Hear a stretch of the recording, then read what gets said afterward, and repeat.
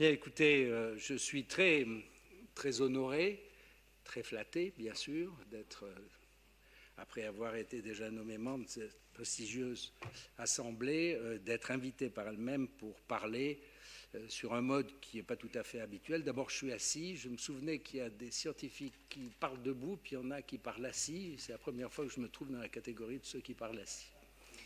Mais on m'a dit que c'était comme ça. Et pour parler un petit peu de moi, surtout de ce que j'ai eu la chance de pouvoir faire, et ensuite, à partir de ça, répondre bien sûr aux questions pour une période plus longue, j'espère, que mon simple discours. Et également, je voulais dire en exergue que pour sauver du temps et se laisser plus de temps à discuter, à répondre à des questions, j'imagine qu'il y en aura plus que je ne pourrai élaguer au passage.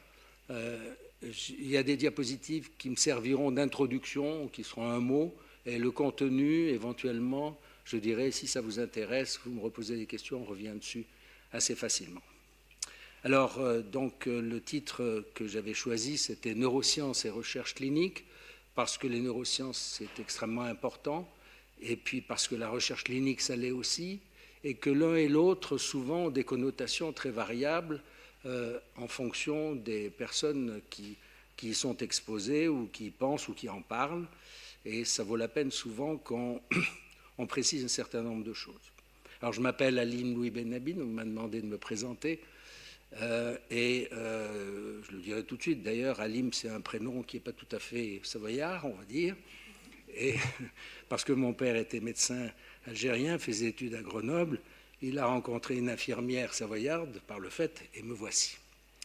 Donc, et comme en plus mes deux parents avaient des objectifs différents pour moi, l'un voulait que je sois médecin, devinez lequel, l'autre voulait que je sois plutôt un scientifique, et que j'étais un garçon obéissant, ben pour faire plaisir aux deux, j'ai fait les deux. Alors, je voudrais dire aussi que je parle au nom de toute une série de personnes, ceux qui ont travaillé avec moi pendant toute ma carrière, et qu'actuellement, je suis le responsable d'un nouveau centre de recherche du CEA, sur lesquels je m'étendrai un peu plus, et qui dépend de toute une série d'entités qui nous gouvernent. Alors, qui suis-je? Qu'ai-je fait? Eh bien, j'ai fait des études de médecine, je dirais comme tout le monde, des études de sciences physiques en même temps, parce qu'à Grenoble, j'avais la possibilité de le faire. Les petites villes ont des avantages, et que je ne suis pas sûr qu'avec les structures actuelles de l'enseignement, ce serait aussi facile de mener deux carrières jusqu'au bout, puisque j'ai une thèse de médecine et une thèse de physique. J'ai fait une carrière hospitalo-universitaire qui consiste en 3 chapitres habituels: traiter des malades, faire de la recherche et enseigner les résultats, ce qui est un triptyque tout à fait passionnant, qui n'est pas toujours facile à assumer au quotidien. Et puis j'ai eu la chance, au cours de cette carrière, de faire une découverte thérapeutique innovante, sinon ce n'est pas une découverte, efficace, ce qui est important en médecine, et qui est tellement efficace qu'elle dure depuis 30 ans, même si, comme je le dirai en cours de route, on ne sait toujours pas comment ça marche. Mais après tout, ça marche. Donc, so what, comme diraient les Américains. Et depuis, j'ai une retraite qui était un rêve, enfin, qui a permis d'aboutir à l'exécution d'un rêve qui m'a été offert en récompense, mais qui m'a donné un challenge auquel il faut que je réponde, et on verra ça ensemble. Et à travers ça, je bénéficie à nouveau d'un cadre de recherche, des moyens, des projets, et heureusement, nous en avons quelques résultats. Tout ceci depuis 10 ans, puisque j'ai pris ma retraite à 10 ans, c'est mon anniversaire aujourd'hui, 75 ans, donc ça fait 10 ans que je suis à la retraite. Alors, tout le long de ma carrière, il y a 2 mots, à mon avis, qui dominent. J'ai eu de la chance, tout le temps. Une famille, des amis, des maîtres, des élèves, des collaborateurs, tous d'exception, et ça parle par soi-même, et c'est ça qui m'amène, je crois, à être ici aujourd'hui. Je vous en remercie encore une fois. Alors, les neurochirurgiens, puisque je suis neurochirurgien, comme je ne l'ai pas encore vraiment dit, ont un privilège fantastique qui est d'observer une des plus belles structures de l'univers, qui est le cerveau, et d'en observer les fonctions, mais aussi il se peut que ça dysfonctionne et que du coup on ait parfois des symptômes, le plus souvent dus à des maladies. Les médecins ont le but, la mission de traiter les symptômes et, quand c'est possible, ça n'est pas si souvent que ça, la maladie elle-même. Alors, la maladie de Parkinson, qu'est-ce que c'était en 1987? Pourquoi 87? C'est il y a 30 ans, mais c'est surtout l'année où j'ai eu la chance de mettre la main sur la méthode qui depuis est le traitement neurochirurgical de référence de la maladie de Parkinson. Alors vous savez que la maladie de Parkinson, c'est dû, on a des neurones dopaminergiques qui produisent la dopamine, la substance noire. C'est une maladie neurodégénérative qui fait que, au terme de cette maladie, on a perdu tous ces neurones, du coup on a perdu la production de dopamine en très grande partie, ce qui entraîne des symptômes qu'on appelle la triade parkinsonienne, le tremblement, qui est le plus spectaculaire, mais ce n'est pas le plus ennuyeux, et la kinésie et la rigidité qui font que les gens font tout lentement. On croit même qu'ils pensent lentement, ce qui n'est pas véritablement. Ça concerne un nombre important de personnes, 150 000 personnes, 10 000 nouveaux par an. Elle est progressive, ça cause, j'ose plus tout à fait dire qu'elle est inconnue, mais on ne sait pas véritablement encore ce qui se passe, qui en est l'origine, même si les étapes ensuite on les connaît, et probablement il y a une collusion entre un gène de prédisposition et un toxique environnemental. Il est certain que toutes les personnes dans une famille, par exemple, qui vont être exposées pendant des décennies à une certaine toxique ne vont pas nécessairement être parkinsoniens. Donc, quel est l'éventail thérapeutique qu'il y avait en 1987? Eh bien, la chirurgie ablative qui était apparue au moment où je suis apparu, c'est-à-dire il y a très longtemps, et qui consistait à faire une destruction dans certains endroits du cerveau, tels que vous le voyez ici, avec des résultats qui sont sur une base essentiellement empirique et qui donnaient, donc c'est ce qu'on appelle la chirurgie ablative, et qui avait des effets essentiellement sur le tremblement, qui n'est pas le plus important, mais également des complications, en particulier des complications, je dirais, négatives. Vous voyez que cette lésion, ce n'est pas moi qui l'ai faite, elle n'est pas au bon endroit, elle devrait être ici. Et quand vous n'êtes pas au bon endroit dans le cerveau, vous n'avez pas le bénéfice que vous attendez, et souvent, vous avez les inconvénients que vous n'auriez pas souhaité avoir. Le traitement médical, à l'opposé, remonte à moins longtemps. Dans les années 63, on a appliqué un traitement. Certains ont vu le film L'éveil, mais c'est surtout dû à l'invention par Arvid Carlsson de la levodopa, qui est un précurseur de la dopamine. Ça lui a valu le prix Nobel en l'an 2000. C'est une thérapeutique substitutive, c'est-à-dire on va donner aux gens ce qui leur manque, et comme la dopamine, si on l'avale, elle ne passe pas la barrière, et notamment la barrière hémoencéphalique, ce qui se passe, c'est qu'il a inventé, il a trouvé une formule chimique qui est un précurseur, la levodopa, qui passe dans le cerveau où elle est décarboxylée pour donner à ce moment-là la molécule dopamine et son efficacité. Alors l'effet est spectaculaire, on a parlé de drogue miracle, et c'est vrai, quelque part, avec un effet sur les 3 symptômes et pas simplement le tremblement, mais on parle de lune de miel, parce qu'au bout d'un certain temps, enfin, il y a des mariages qui résistent avec des lunes de miel très longues, mais dans la maladie de Parkinson, les lunes de miel avec la dopamine, elles durent entre 6 et 10 ans, en particulier quand il y a de fortes doses, et on voit apparaître à ce moment-là des dyskinésies, qui sont des mouvements anormaux, involontaires, qu'on décrit joliment sous le terme de danseuse balinaise, mais qui en fait sont des contorsions qui gênent parfois plus les malades que la maladie elle-même. Alors, tout ça pour dire que l'état d'esprit des thérapeutes dont j'étais était de se dire qu'est-ce qu'on peut faire, est-ce qu'on a d'autres solutions pour traiter les malades et ne pas avoir les inconvénients. Et c'est là que survient ce qu'on appelle maintenant la serendipity, c'est-à-dire en fait le fait que vous croisez un événement auquel vous ne vous attendiez pas, qui n'avait rien à voir ce jour-là ou à ce moment-là, et parce que vous êtes préparé à cela, Pasteur disait, il faut avoir un esprit préparé, eh bien, je ne dirais pas que ça vous empêche de dormir, mais votre problème dans votre domaine d'activité, c'est qu'est-ce que je pourrais trouver qui permettrait de résoudre les questions posées.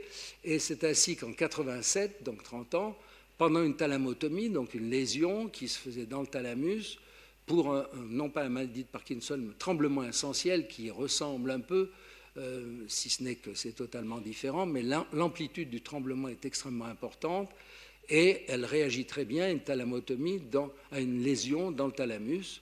Et pour être sûr qu'on fait la lésion au bon endroit, pour avoir les avantages et pas les inconvénients, eh bien, on avait l'habitude de stimuler, avant de faire une lésion, au bout de l'électrode, dans le cerveau pour vérifier qu'on n'était pas ailleurs. Et cette stimulation, elle se faisait d'habitude aux alentours de 30 à 50 Hz, c'est-à-dire en gros la fréquence du courant de l'EDF. Et pour des raisons diverses, j'avais moi un stimulateur qui allait de 0 à 100 Hz, je suis un peu obsessif-compulsif, et puis peut-être un peu parce que j'aimais la physique. Au lieu de faire ça, j'avais exploré toute la bande, et en m'approchant de 100 Hz, donc ça c'est 10 Hz, 100 Hz c'est 1000 Hz, 100 Hz, 1000 Hz c'est 10 000 Hz, on voit que l'intensité du courant et le tremblement surtout diminuent, et qu'à 100 Hz, il n'y a plus de tremblement.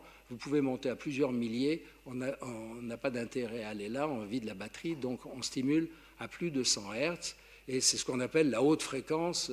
Les physiciens diraient que ce n'est pas vraiment une haute fréquence. Ce qui était intéressant, c'était d'une part que c'était un effet paradoxal pour le physicien, ça fait l'inverse de ce que j'enseigne en termes de professeur de biophysique, c'est-à-dire que la stimulation électrique excite, et là, en fait, ça mime une lésion qui n'a rien d'excitateur, et puis c'est adaptable, il suffit d'augmenter ou de diminuer le voltage, et surtout, c'est réversible, parce qu'un geste chirurgical réversible, eh bien, on aimerait beaucoup en avoir, parce que quand on a fait une bêtise, ça ne sert à rien de dire « oups », on ne revient pas dessus. Tandis que là, si on n'est pas au bon endroit ou si c'est désagréable, on peut adapter les voltages et surtout, éventuellement, arrêter. C'est ça qui nous permettra de revenir à la psychochirurgie. Donc on voit que l'élément important, le facteur clé, c'est la fréquence, et ça, c'était inconnu, même si toujours, actuellement, on ne sait pas comment ça marche. Alors, est-ce que c'était la solution ? Eh bien, oui, il se trouve que finalement, c'est vrai. Ce qu'on appelle maintenant la stimulation cérébrale profonde, elle peut être à basse fréquence, c'était un peu connu pour la douleur avant, c'était parfois pas toujours très efficace, mais par contre, maintenant, c'est utilisé, je dirais, partout où il le faut, à des fréquences autour de 130 Hz, où on a un effet inhibiteur, paradoxal, mais qui est très, très visible, comme vous allez le voir. Donc l'intervention consiste, j'allais dire simplement, mais une fois qu'on prend les précautions qu'il faut, mettre des électrodes dans les structures qui sont impliquées par les symptômes qu'on veut traiter. On connecte ces électrodes par des câbles qui passent sous la peau à des systèmes qui sont sous la peau du thorax, un peu comme les simulateurs cardiaques, en gros. Et maintenant, c'est une méthode qui bénéficie de tout un certain nombre d'avantages. À l'époque, la stimulation thalamique à basse fréquence dont j'ai parlé pour la douleur, elle nous apportait déjà qu'il y avait des simulateurs, des électrodes, même si ce n'était pas forcément à fréquence. Donc on n'avait pas à faire ce qu'on fait maintenant, qui est de réfléchir à comment on va fabriquer de nouveaux instruments, les faire valider, etc. Là, en utilisant ce qu'il y avait sur l'étagère, comme on dit, en changeant simplement les cibles et en changeant la fréquence, eh bien ça marchait. Ça repose sur une méthodologie stéréotactique, c'est-à-dire qu'on travaille dans l'espace, je dirais à crâne fermé, un peu les yeux fermés, sauf qu'on se sert d'yeux modernes avec des scanners X, avec l'IRM, et une fois qu'on a visé un endroit qui nous semble être le bon, on descend, pour l'occasion, on descend des 5 électrodes parallèles, et tout le long de la descente, on regarde quel est l'enregistrement des neurones. Avec un peu d'habitude, on voit que ces neurones-là, qui appartiennent au noyau subthalamique, STN, eh bien, n'ont pas la même façon de décharger, comme on dit, que la substance noire réticulata, qui est juste en dessous. Donc, ça permet de localiser avec beaucoup de précision. Et les avantages, encore une fois, de la haute fréquence par rapport à la chirurgie destructive, c'est la faible morbidité, les complications sont rares et mineures en général, c'est réversible et c'est adaptable.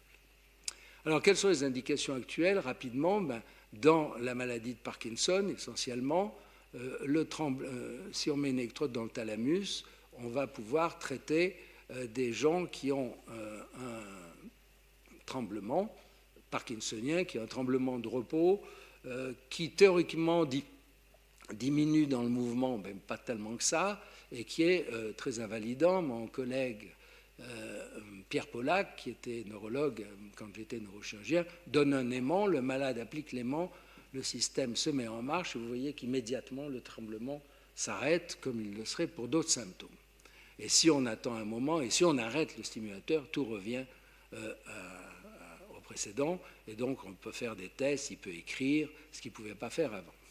L'autre cible, eh bien, c'est le pallidum, c'est-à-dire cette structure qui est en dehors. J'ai oublié de dire que ça, c'est une coupe verticale du cerveau en IRM, où on voit les ventricules, la droite est là, la gauche est là, et on voit des structures qu'on sait reconnaître. Et si on met une électrode dans le pallidum, qu'est-ce qui se passe? Eh bien, on traite les dyskinésies, justement, dues au traitement médical, comme vous allez le voir.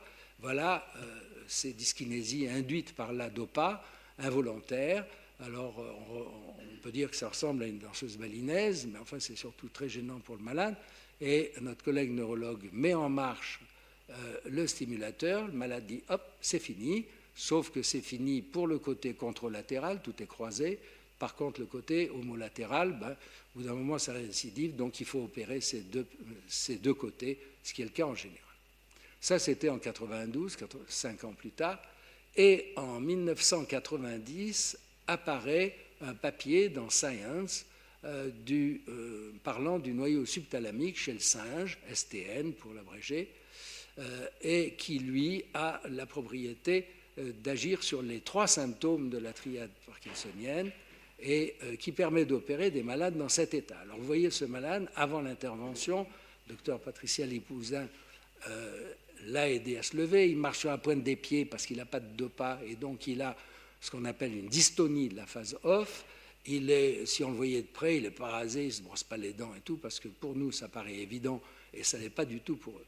3 mois après l'intervention, les cheveux ont repoussé, il n'a pas de traitement médical, il fait tous ces petits gestes que les neurologues aiment pour les tests, il va se lever sans qu'on le voie parce qu'il n'a pas de problème, il va marcher, et comme c'était juste avant le congrès sur les mouvements anormaux à Vienne, il nous a offert un exemple tout à fait typique de ce qui peut être fait à nouveau quand on est traité comme ça. Donc ces 3 malades-là, dans 3 occasions différentes, sont stimulés à 130 Hz, haute fréquence, dans des cibles différentes. Et ça, c'est une coupe IRM post-opératoire, et on voit, scanner post-opératoire, pardon, où on voit les 2 électrodes qui sont dans le noyau subthalamique stimulées à 130 Hz. Ces malades peuvent présenter ou ont au départ un autre trouble qui est très embêtant, qui est ce qu'on appelle le freezing of gait, le gel de la marche, et dont un neurochirurgien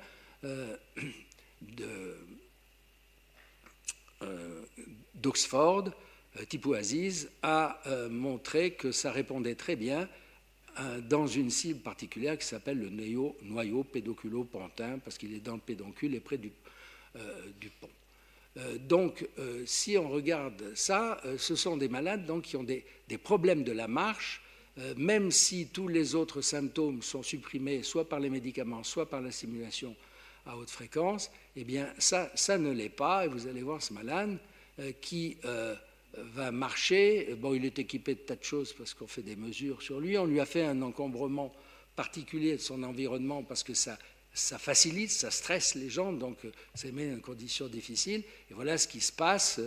Par exemple, il va tomber. C'est ce qui arrive quand un parkinsonien comme ça est sur le bord du trottoir, à un feu rouge, il tombe et il se fait écraser.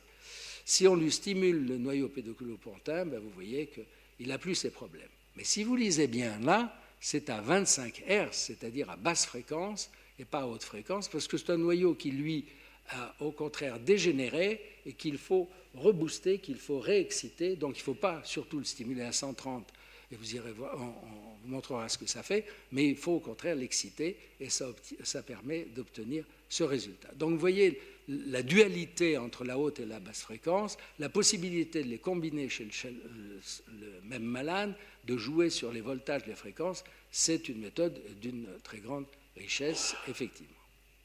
Alors, on l'a appliqué à d'autres choses, en particulier dystonie. En particulier dystonie génétique. Ce jeune garçon avait une dystonie par mutation du gène DYT1, et on voit apparaître dans l'adolescence des troubles, souvent du membre inférieur, mais il y a des formes très variables qui l'empêchent pratiquement de marcher. Et lui, on l'a opéré dans le pallidum, comme pour le malade qui avait ces dyskinésies. Et le voici 1 an après son intervention, j'allais dire sans traitement. Il n'y a pas de traitement de la dystonie, et menant une vie normale. Maintenant, il est avocat à Bruxelles et il va très bien. Là, c'est une autre personne, une jeune fille à Shanghai, et c'est mon collègue Ami Bominsoun qui a utilisé la méthode qu'on avait mise au point puisqu'il l'a stimulée dans le noyau subthalamique. Alors au passage, vous avez déjà entendu parler du noyau subthalamique dans le Parkinson, vous en entendez parler dans les dystonies, et en plus on peut faire les deux à la fois, le pallidum et le STN, quand c'est nécessaire, pour avoir encore plus d'effets. Donc, je ne sais pas si j'en ai pas sauté une, là. Voilà, non. Ben, on passe à d'autres applications, eh bien, par exemple la psychochirurgie. Alors, la psychochirurgie, elle a souffert du lourd passé de la lobotomie, qui avait valu le prix Nobel à Egas Moniz d'ailleurs, parce que c'était une découverte importante en neurosciences, mais ça a été très très mal utilisé, en particulier, vous voyez ici, Freeman et Wetz, qui avaient traversé les États-Unis dans un mobil-home, et ils allaient faire ça à main levée dans les fermes, parce qu'il y avait un tonton qui était un petit peu pénible, et la famille avait dit que ça serait bien s'il était quand même plus docile. Alors il allait, vous voyez, il avait un pic à glace, hein, ice pick, et il passait à travers les lobes, les sinus, c'est une coquille d'œuf, 2 coquilles d'œuf, et tac, tac, tac. Et puis quand il avait passé ça, il poussait le pic jusqu'à ce que ça refasse toc sur la face interne de l'os. Puis en faisant comme ça, il déconnectait le lobe frontal d'un côté, puis il passait de l'autre côté. Et en partant, la famille était contente, le chirurgien avait gagné de l'argent, et le malade ne posait en général plus de problème parce qu'il était, alors là, pour le coup, vraiment pas passif. Aux États-Unis, ça a été une flambée qui a été si catastrophique qu'il y a eu un moratorium disant on arrête, un moratoire, on arrête, on réfléchit. Et faire une psychochirurgie de ce genre après les années 70, ce n'était pas si facile que ça, il fallait des tas d'autorisations. Et en 2000, il y a eu un congrès où Hélène Mayberg a montré des bases physiologiques du cerveau qui permettaient de travailler sur un mode, non plus moi, mon idée c'est que, mais sur des bases physiologiques parfaitement établies, et bien évidemment qui se prêtaient très bien à la stimulation à haute fréquence. Et on a eu très peur que du coup on voit réapparaître sous prétexte de l'innocuité, si on l'a fait correctement, de la haute fréquence, quelque chose similaire à ça. Donc j'avais personnellement fait une saisine du Comité national d'éthique en 2002 en leur disant voilà ce qui se passe, on a une méthode qui est très bonne, qui est réversible, mais je crois qu'il serait bon que vous statuiez là-dessus. Eux, ils ont pris 2 ans pour y réfléchir, et on a maintenant l'autorisation de faire de la psychochirurgie avec des stimulations à haute fréquence, sous réserve qu'on soit très contrôlé. Donc c'est plus la même chose qu'avant. C'est pour ça que je dis toujours qu'il faut être vigilant et avoir beaucoup de précautions, parce que si on se rate encore une fois, on n'aura pas de deuxième chance, parce qu'on n'acceptera plus, comme dans ce tableau de Jean Bosch, de nous laisser enlever la pierre de la folie, comme on croyait que c'était le cas. Alors, quelles sont les applications de ça? Les troubles mentaux, les troubles obsessifs compulsifs, il y a des tas de cibles, mais la meilleure, c'est STN, le noyau subthalamique. Ça fait la 3e fois que j'en parle, pour des indications totalement différentes. C'est un tout petit noyau, fait 8 mm de long à peu près, quelques millimètres de diamètre, et pourtant il a un rôle colossal. Alors ce malade-là, il a un trouble obsessif, il a peur de la mort, on l'a tous, mais lui à un point qui n'est pas possible, et il ne peut rien faire. Je vous raconterai des histoires là-dessus si vous me posez des questions après. Et on ne pouvait pas lui faire lire cette phrase, le serpent a eu une crise cardiaque, il est mort et enterré dans un cimetière. Ce n'est pas possible pour quelqu'un comme lui. Au bout de 3 minutes de stimulation, il est bien, il raconte des blagues, il lit la phrase, et il avait même dit « Oh, ce serpent, il n'a pas eu de la chance, parce que notre président Jacques Chirac, lui, il a fait une crise cardiaque et il n'est pas mort. » Donc, il n'aurait jamais dit des choses comme ça. Ce n'est pas forcément un bénéfice de la chirurgie, mais c'est dire qu'il pouvait le faire. Dans les années qui ont suivi, le même groupe avec Hélène Mayberg et mon collègue Lozano à Toronto, ont mis au point une technique qui reprenait un peu ce qu'on faisait par destruction isotopique dans la base des lobes frontaux en allant faire de la stimulation, en utilisant notre méthode, du cortex dans cette région qu'on appelle CG25. Alors vous voyez ici, c'est un PET scan qui mesure le débit sanguin cérébral chez quelqu'un qui a une dépression sévère, rebelle au traitement, rebelle aux électrochocs, etc. Et cette zone est hyperactive.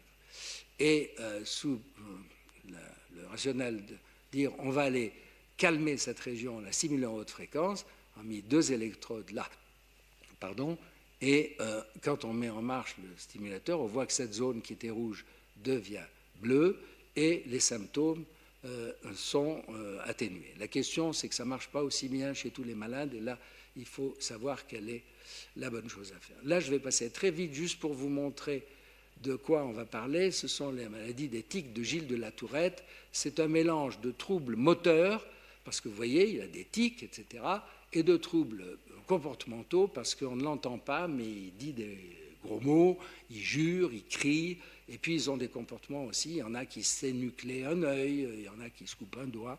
Donc il y a un mélange.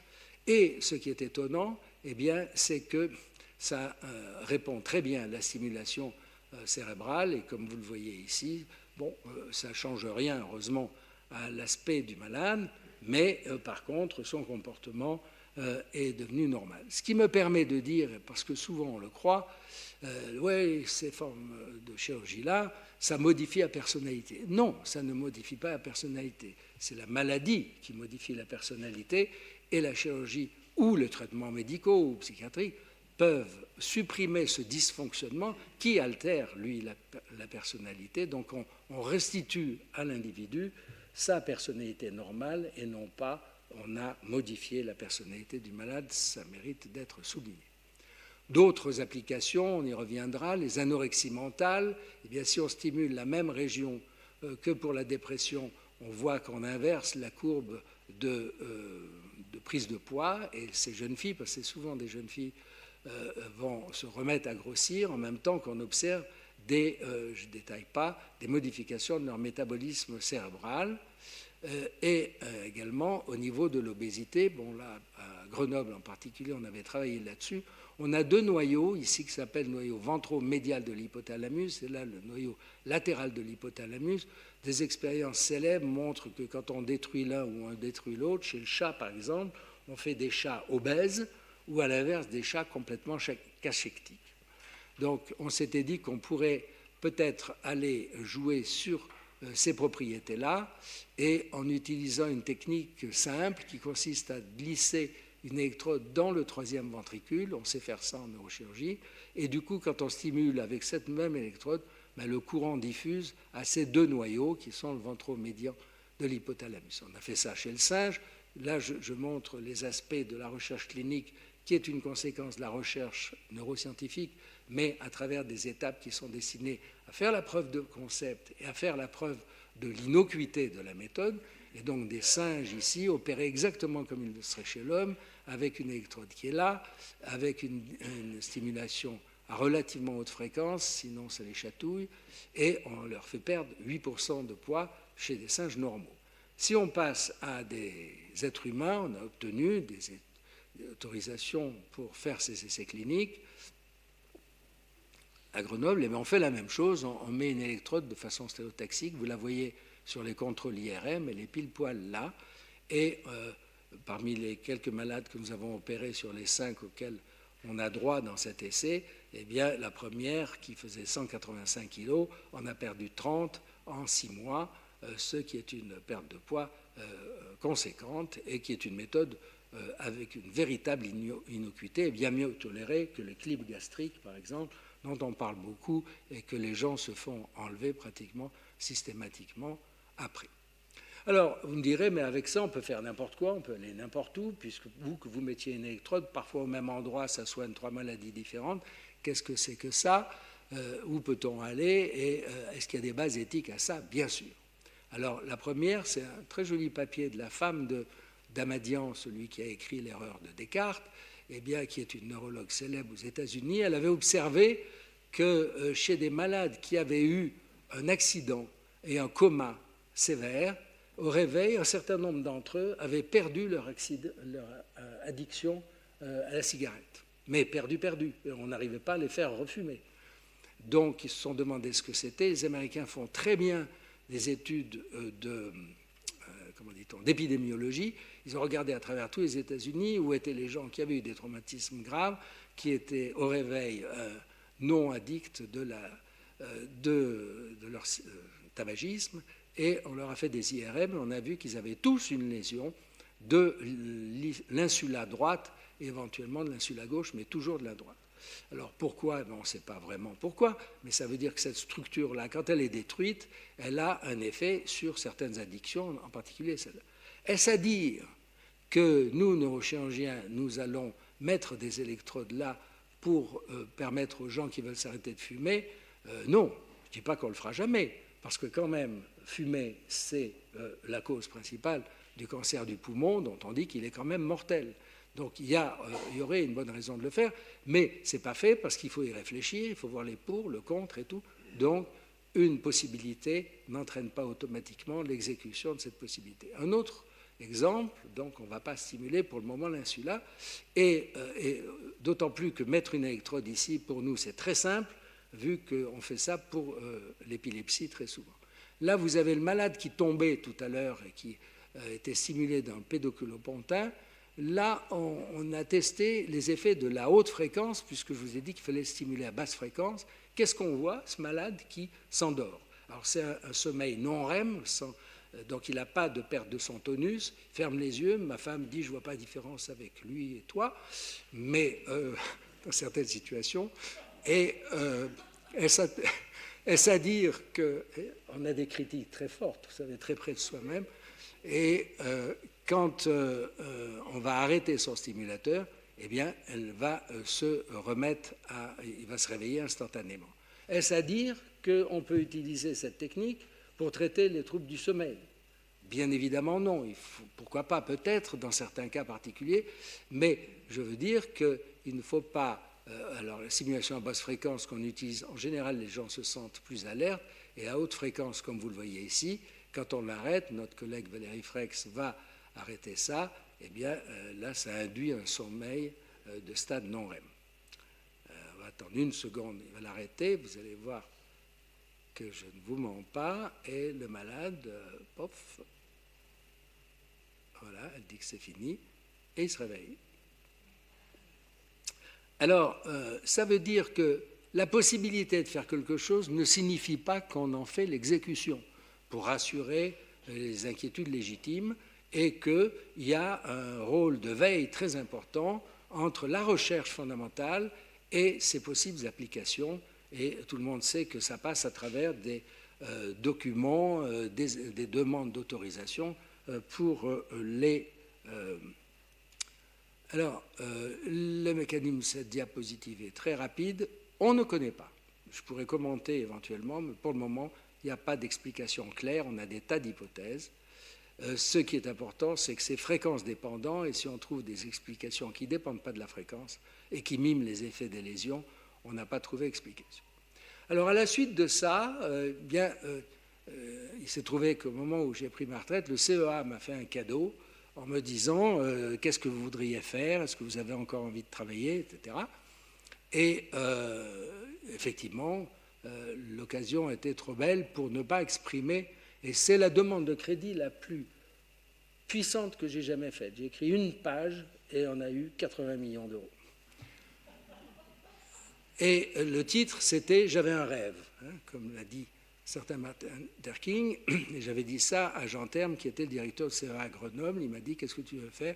Tu me fais un truc d'une page, et puis on voit. » Et l'idée, vous allez le voir, c'était d'avoir un centre qui soit dédié à la recherche translationnelle, c'est-à-dire pas faire de la recherche fondamentale, mais faire de la recherche éventuellement fondamentale à condition qu'on puisse l'appliquer dans un délai qui soit raisonnable, et en mettant ensemble ce que tout le monde a, mais en les mettant vraiment ensemble, c'est-à-dire dans le même bâtiment, des ingénieurs, des biologistes, des cliniciens, les méthodes et les dispositifs qui vont avec, et pour faire des choses innovantes et à faire bien sûr la preuve de concept chez l'animal pour les précautions et chez l'homme pour l'efficacité, en répondant au plus possible aux besoins sociétaux. Alors voilà ce centre dont vous avez vu vraiment le bâtiment. Il a des chambres qui sont plus qu'aux normes parce qu'elles sont également, ce n'est pas vraiment des bedrooms, c'est des lab rooms, on peut y faire un laboratoire. Voilà tout ce qu'il y a autour de cet environnement, un bloc opératoire particulièrement spacieux, avec, vous voyez ici, des limites de l'IRM, de champ magnétique, parce qu'on a une IRM qui va venir coulisser sur un rail pour se mettre autour de la tête du malade. Ici, on a un microscope robotisé qui peut glisser sur un autre rail pour se mettre à la tête du malade en fonction des images de l'IRM. Ça, c'est un bloc opératoire pour les singes qui est aussi bien que ce que j'avais à l'hôpital. Ici, ce sont des laboratoires de biologie et avec de la spectrométrie de masse. Ça, c'est l'IRM. Ça, c'est la magnétoencéphalographie qu'on utilise beaucoup maintenant et une pièce d'analyse optique des mouvements et des... Alors j'aime à dire que la différence, il y a un accent, entre les hommes et les enfants, c'est le prix de leurs jouets, et c'est vrai que j'ai jamais eu d'aussi jolis jouets et d'aussi jouets aussi chers. Voilà, ça c'est la salle d'opération pour les singes, qui est équipée exactement comme celle pour les humains. Ça c'est les espaces de stabulation pour les animaux sous le contrôle d'une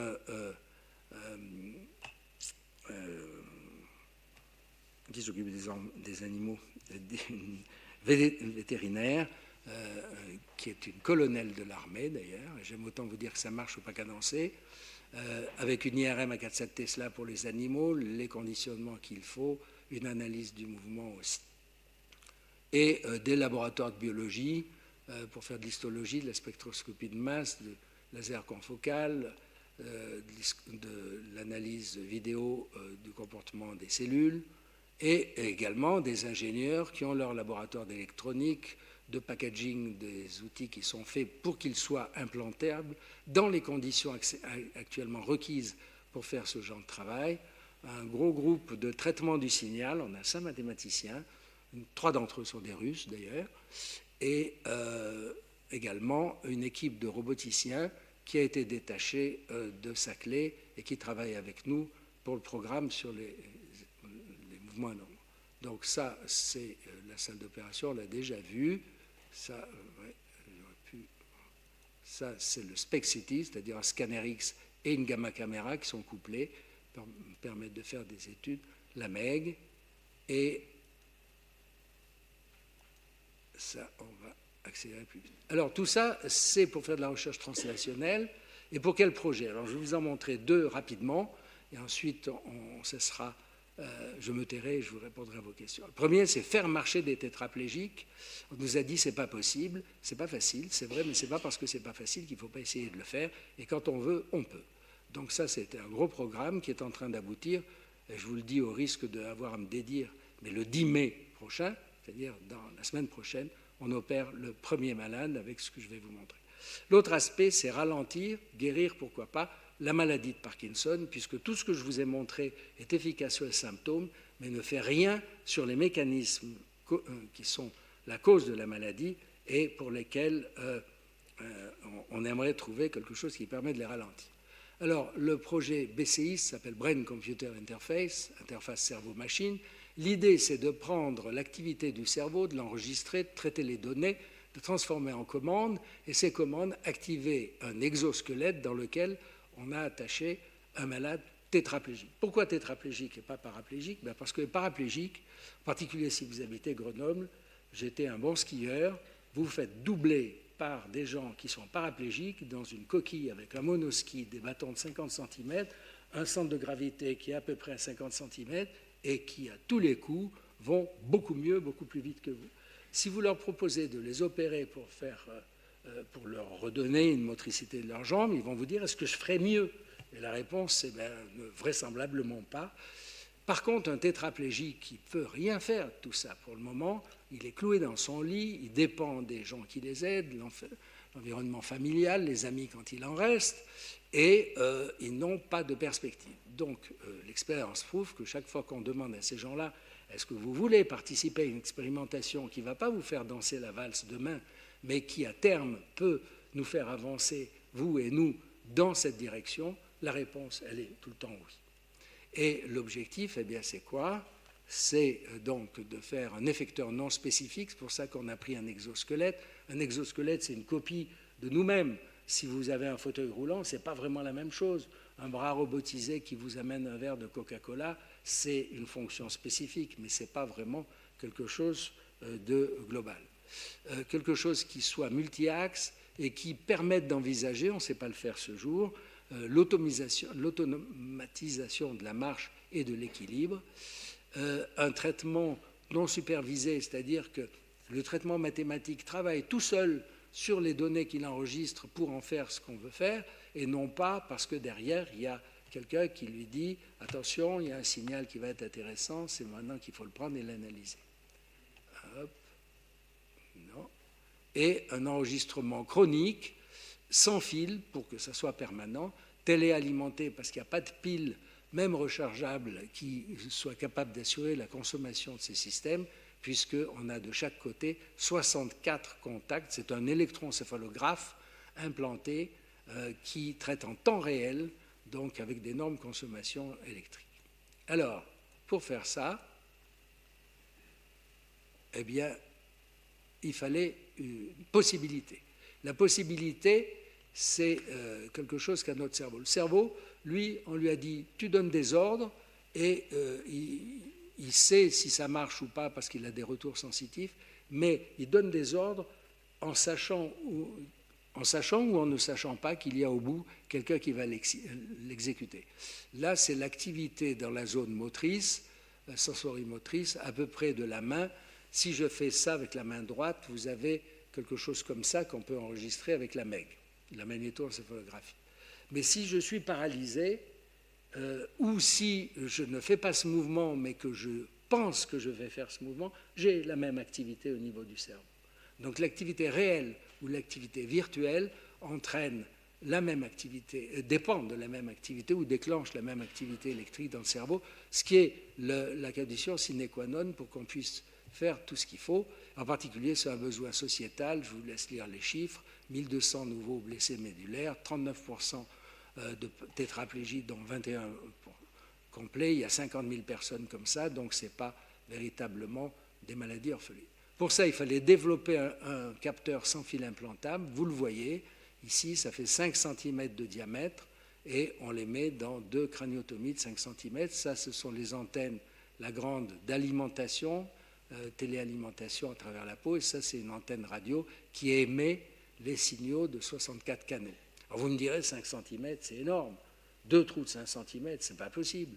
Ben, si, c'est possible, puisqu'il y en a un en face de vous qui en parle, puisque j'ai eu un hématome sous-dural chronique, tout bête, et j'ai été opéré avec une craniotomie de 5 cm. C'est un geste banal, sans aucune conséquence. Donc le faire 2 fois pour mettre à la place ces systèmes-là, la chirurgie elle-même, elle est simple et sans danger. Il fallait ensuite, plus compliqué, fabriquer un exosquelette robotisé, piloté par le cerveau. Vous avez vu des choses identiques un peu pour les militaires qui ont des équipements comme ça qui leur permettent de transporter un sac à dos qui fait 200 kg ou plus, parce que c'est une aide au mouvement et le système fonctionne en détectant le mouvement voulu et en l'accompagnant. Là, pas du tout. Il faut que ce système-là reçoive des ordres des signaux qui sont captés ici, et dans le dos de cet exosquelette se trouve un paquet de 4 ordinateurs avec les logiciels qu'il faut, qui prennent en temps réel, c'est-à-dire temps 300 millisecondes. Quand je décide de faire un mouvement de la main, entre mon cerveau et le mouvement de la main, il s'est passé 300 millisecondes. Donc c'était le critère qu'on s'était donné, il fallait que le traitement du signal ne soit pas plus long que ce qui se passe normalement entre l'ordre envoyé par le cerveau et son exécution, sinon vous êtes en déphasage complet, ça ne marche pas. Donc ça a été réalisé, et on l'a testé chez l'animal. Voilà un singe qui avait des grilles au niveau de son cerveau, qui était connecté à ça. On a vérifié que ça marchait bien, que ça envoyait les signaux au système qui comporte le traitement du signal. Et si on compare le mouvement que fait l'animal grâce à ses caméras et qu'on voit ici, et qu'on décode ces données du cerveau du singe, eh bien on voit en bleu que c'est ce qui est observé là, et en rouge ce qui est recalculé à partir de ça. Vous voyez qu'il y a une très bonne correspondance de ça. Alors, pour passer à l'homme, qu'est-ce qu'il faut faire? Eh bien, il faut localiser l'origine corticale des signatures électrocorticographiques. Alors, par exemple, là, avec la flexion réelle de la main droite, on voit une tache. Ça, c'est vu de profil, vu de face. L'image est à l'envers, là, donc ça, c'est le côté gauche. Et vu de dessus, des zones sensitivo-motrices qui correspondent à ces mouvements. On a été très surpris de voir que ces méthodes sont très puissantes, puisque finalement, cette petite tache-là, ce n'est pas un artefact, c'est le cervelet qui est toujours impliqué et qui peut être détecté. Et en utilisant l'IRM fonctionnel et en utilisant la magnétoencéphalographie, où on voit apparaître également ces taches-là, eh bien, on a tous les éléments pour reconstruire la zone dans laquelle ça se passe et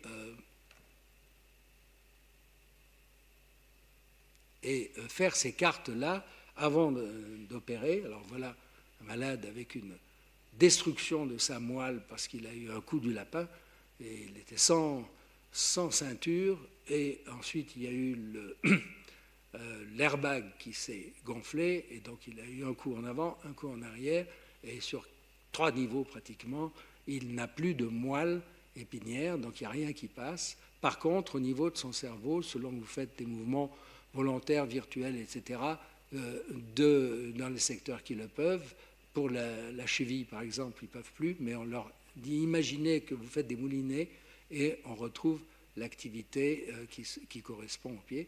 Donc on a des cartes qu'on sait reproduire sur l'IRM du malade, avoir des coordonnées très précises et cette fois-ci aller faire le trou où il faut, là où il faut, et enregistrer l'activité. Alors, je répondrai à d'autres questions pour passer. Je vous montre ça. Non, je vous le montrerai tout à l'heure parce que c'est assez impressionnant. Deuxième, et j'aurai fini, deuxième protocole, c'est NIR. NIR, ça veut dire Near Infrared, proche infrarouge, endoventriculaire. J'ai dit tout à l'heure que la maladie de Parkinson, on sait la traiter avec des médicaments, éventuellement avec la stimulation cérébrale, mais ça ne traite que les symptômes. 10 ans après, même quand c'est encore efficace, si vous arrêtez les médicaments ou la stimulation, les malades sont bientôt à nouveau comme ils étaient avant, et la maladie en dessous a progressé. Donc le problème, c'est comment peut-on faire pour que la maladie ne progresse pas et n'atteigne pas des niveaux où on ne peut plus rien faire. On l'a testé chez des souris, chez des rats et chez des primates. Et l'idée, c'est quoi? Eh bien, c'est d'irradier le cerveau avec de la lumière proche infrarouge. La lumière proche infrarouge a 2 avantages. Un, elle progresse un peu à travers les tissus, alors que les autres sont arrêtés immédiatement par la peau, le bleu par exemple. Et deuxièmement, dans certaines structures, notamment dans les zones qui dégénèrent dans la maladie de Parkinson, il y a des molécules bien connues de tous les biologistes qui s'appellent la cytochrome C oxydase, qui est un accepteur de photons. Donc les photons dans la lumière, donc proche infrarouge, qui arrive à pénétrer là, elle est captée par ces molécules et cette énergie va être transférée, je pourrais rentrer dans les détails après, dans des processus de réparation du cerveau. Chez le rat, mais surtout chez le singe et donc a fortiori chez l'homme, c'est trop profond pour que cette lumière aille jusque-là, et donc on a trouvé une solution qui consiste tout simplement à avoir un petit laser au bout d'une fibre qui est mise là où il faut, c'est-à-dire la ligne médiane, et quand on l'allume, eh bien, vous allez voir que ça va. Alors, très rapidement, la preuve que ça marche, c'est des souris à qui on a injecté un produit qui s'appelle le MPTP, méthylphényltétrahydropyridine, qui est un toxique qu'on retrouve par équivalence dans certains pesticides et qui vous détruit assez sélectivement les cellules de dopaminergie. Donc voilà ce qui se passe chez le nombre que vous pouvez compter chez une souris normale. Quand il y a pris du MPTP, voilà ce qui se passe. Et si vous avez donné en même temps des infrarouges, eh bien, vous voyez que vous prévenez cette chute neuronale. Et on en a la preuve comportementale dans la mesure où, normalement, voilà. Ça, c'est des souris normales, elles explorent leur cage, c'est leur habitude. Quand on leur donne du MPTP, ben, vous voyez, elles sont plutôt akinétiques, il y en a une qui bouge un peu. Et si on leur donne du MPTP et des infrarouges, eh bien, voilà ce qui se passe. Ce n'est pas aussi bien que là, mais c'est quand même nettement mieux qu'ici. Donc, il y a un côté neuroprotecteur qui va avec la préservation observée des cellules. À partir de ce moment-là, on s'est dit, ben, il faut passer chez l'homme, donc d'abord chez le singe. On a fabriqué un système avec une batterie qui n'est pas autre chose que ce qu'on utilise pour les stimulateurs cérébraux, une source laser, une fibre, et on descend cette fibre à l'intérieur du cerveau, dans le troisième ventricule. Voilà, chez le singe, on voit les repères de la fibre, le laser, et quand on met en marche, eh bien, on envoie des impulsions, ne sont pas en arc-en-ciel comme ça, bien sûr, et ça permet d'irradier cette région dans laquelle se trouvent les substances noires qui dégénèrent. Alors, si on prend des singes à qui on a donné du MPTP comme pour les souris, cette échelle, plus c'est haut, plus grave vous êtes. Autrement dit, ici, c'est des animaux qui ne bougent plus du tout. Il faut les nourrir, il faut les traiter, il faut les soigner. Et le groupe qui, lui, a reçu aussi du MPTP, mais en même temps reçu des infrarouges, eh bien, vous voyez que son comportement est quasi normal. Donc, au terme de comportement, on a prévenu l'évolution de cette maladie, qui n'est pas la maladie de Parkinson, mais c'est le seul et le meilleur modèle qu'on en ait. Et si on vérifie au terme d'expérimentation sur l'histologie et l'autopsie, eh bien, on voit en rouge ce qui se passe dans ce groupe-là. Tout est tombé par terre à cause de ce MPTP, et en vert, ce qu'on voit dans ce groupe-là, c'est-à-dire qu'on a préservé les cellules dopaminergiques aussi bien dans la substance noire et dans le striatum, c'est-à-dire dans le noyau codé et le putamène, les terminaux de ces neurones sont là. À partir de là, bon, ben, on s'est estimé autorisé à présenter un projet de recherche clinique. Donc on a fabriqué l'implant que vous voyez ici, qui a été fabriqué à Cliatech, au CEA, à Grenoble, qui est implantable dans un trou de 25 mm. On l'a testé chez des animaux. Voilà la fibre qui descend dans le troisième ventricule. Au passage, on prend une trajectoire qui, dans la grande majorité, est dans l'eau. Donc, c'est relativement inoffensif. Et vous voyez ici, c'est un petit peu rouge, c'est les infrarouges 670 nanomètres. On a en cours d'autorisation un protocole à recherche clinique sur 5 malades et 5 contrôles à des stades très précoces. On espère avoir un effet neuroprotecteur. Est-ce qu'on pourrait espérer avoir un effet curatif? C'est bien difficile à dire. Voilà des tests. Voilà un PET scan. Comment contrôler tout ceci? En utilisant la tomographie par émission de positons. Ça, c'est chez un sujet normal. On voit son striatum normal. Et chez un parkinsonien, vous voyez qu'on a détruit une grosse partie de son cerveau. Parce qu'au début de la maladie, quand les symptômes apparaissent, les malades ont perdu entre 50 et 75% de leurs neurones. Donc il ne reste pas grand-chose et il faut les prendre le plus tôt possible, ce qui pose des problèmes éthiques. Est-ce qu'on va opérer un malade qui dit dont on sait qu'il est parkinsonien depuis 1 mois, 2 mois, pourquoi pas attendre 3-4 ans? 3-4 ans, chaque année, c'est ce que veut montrer ça, 1, 2, 3 ans, chaque année on perd 10%. Les parkinsoniens perdent 10% de ce qu'ils avaient au départ. Donc là, il restait 30%. Là, il va en rester 27%, là, il va en rester 24%, là, il va en rester 21%. Donc, autant les prendre le plus rapidement possible. Et ça, c'est deux façons de faire, avec un groupe témoin, un groupe qui est traité par les infrarouges, et il y a des moyens un peu complexes qui font qu'au bout d'1 an, on met le deuxième groupe aussi, comme ça, on n'a pas le problème éthique d'avoir 5 malades que potentiellement on peut peut-être traiter 5 malades qui disent pourquoi moi j'ai pas de chance.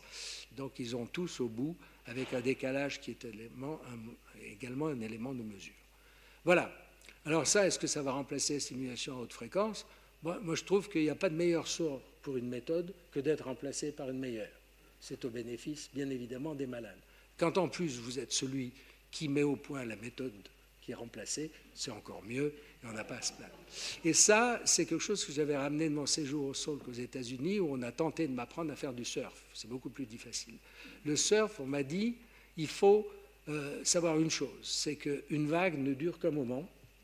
Quand vous arrivez à nager et que vous arrivez à vous retrouver là, pendant un moment, vous croyez que vous êtes le bon Dieu et vous glissez sur votre planche. Mais si vous ne faites rien d'autre que de jouir du moment présent, vous vous retrouvez ici. Et ça devient difficile. Donc les très bons surfeurs, c'est ceux qui descendent jusque-là. Quand ils savent qu'ils ont tiré ce qu'ils pouvaient de cette vague, ils se débrouillent pour remonter et hop, d'un petit coup de hanche, ils repassent de l'autre côté pour la vague qui suit toujours et qui est souvent bien meilleure. Je vous remercie de votre attention.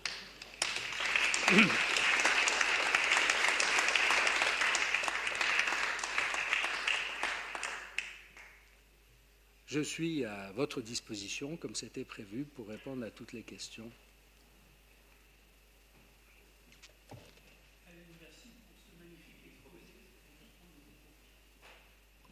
Merci pour ce magnifique exposé.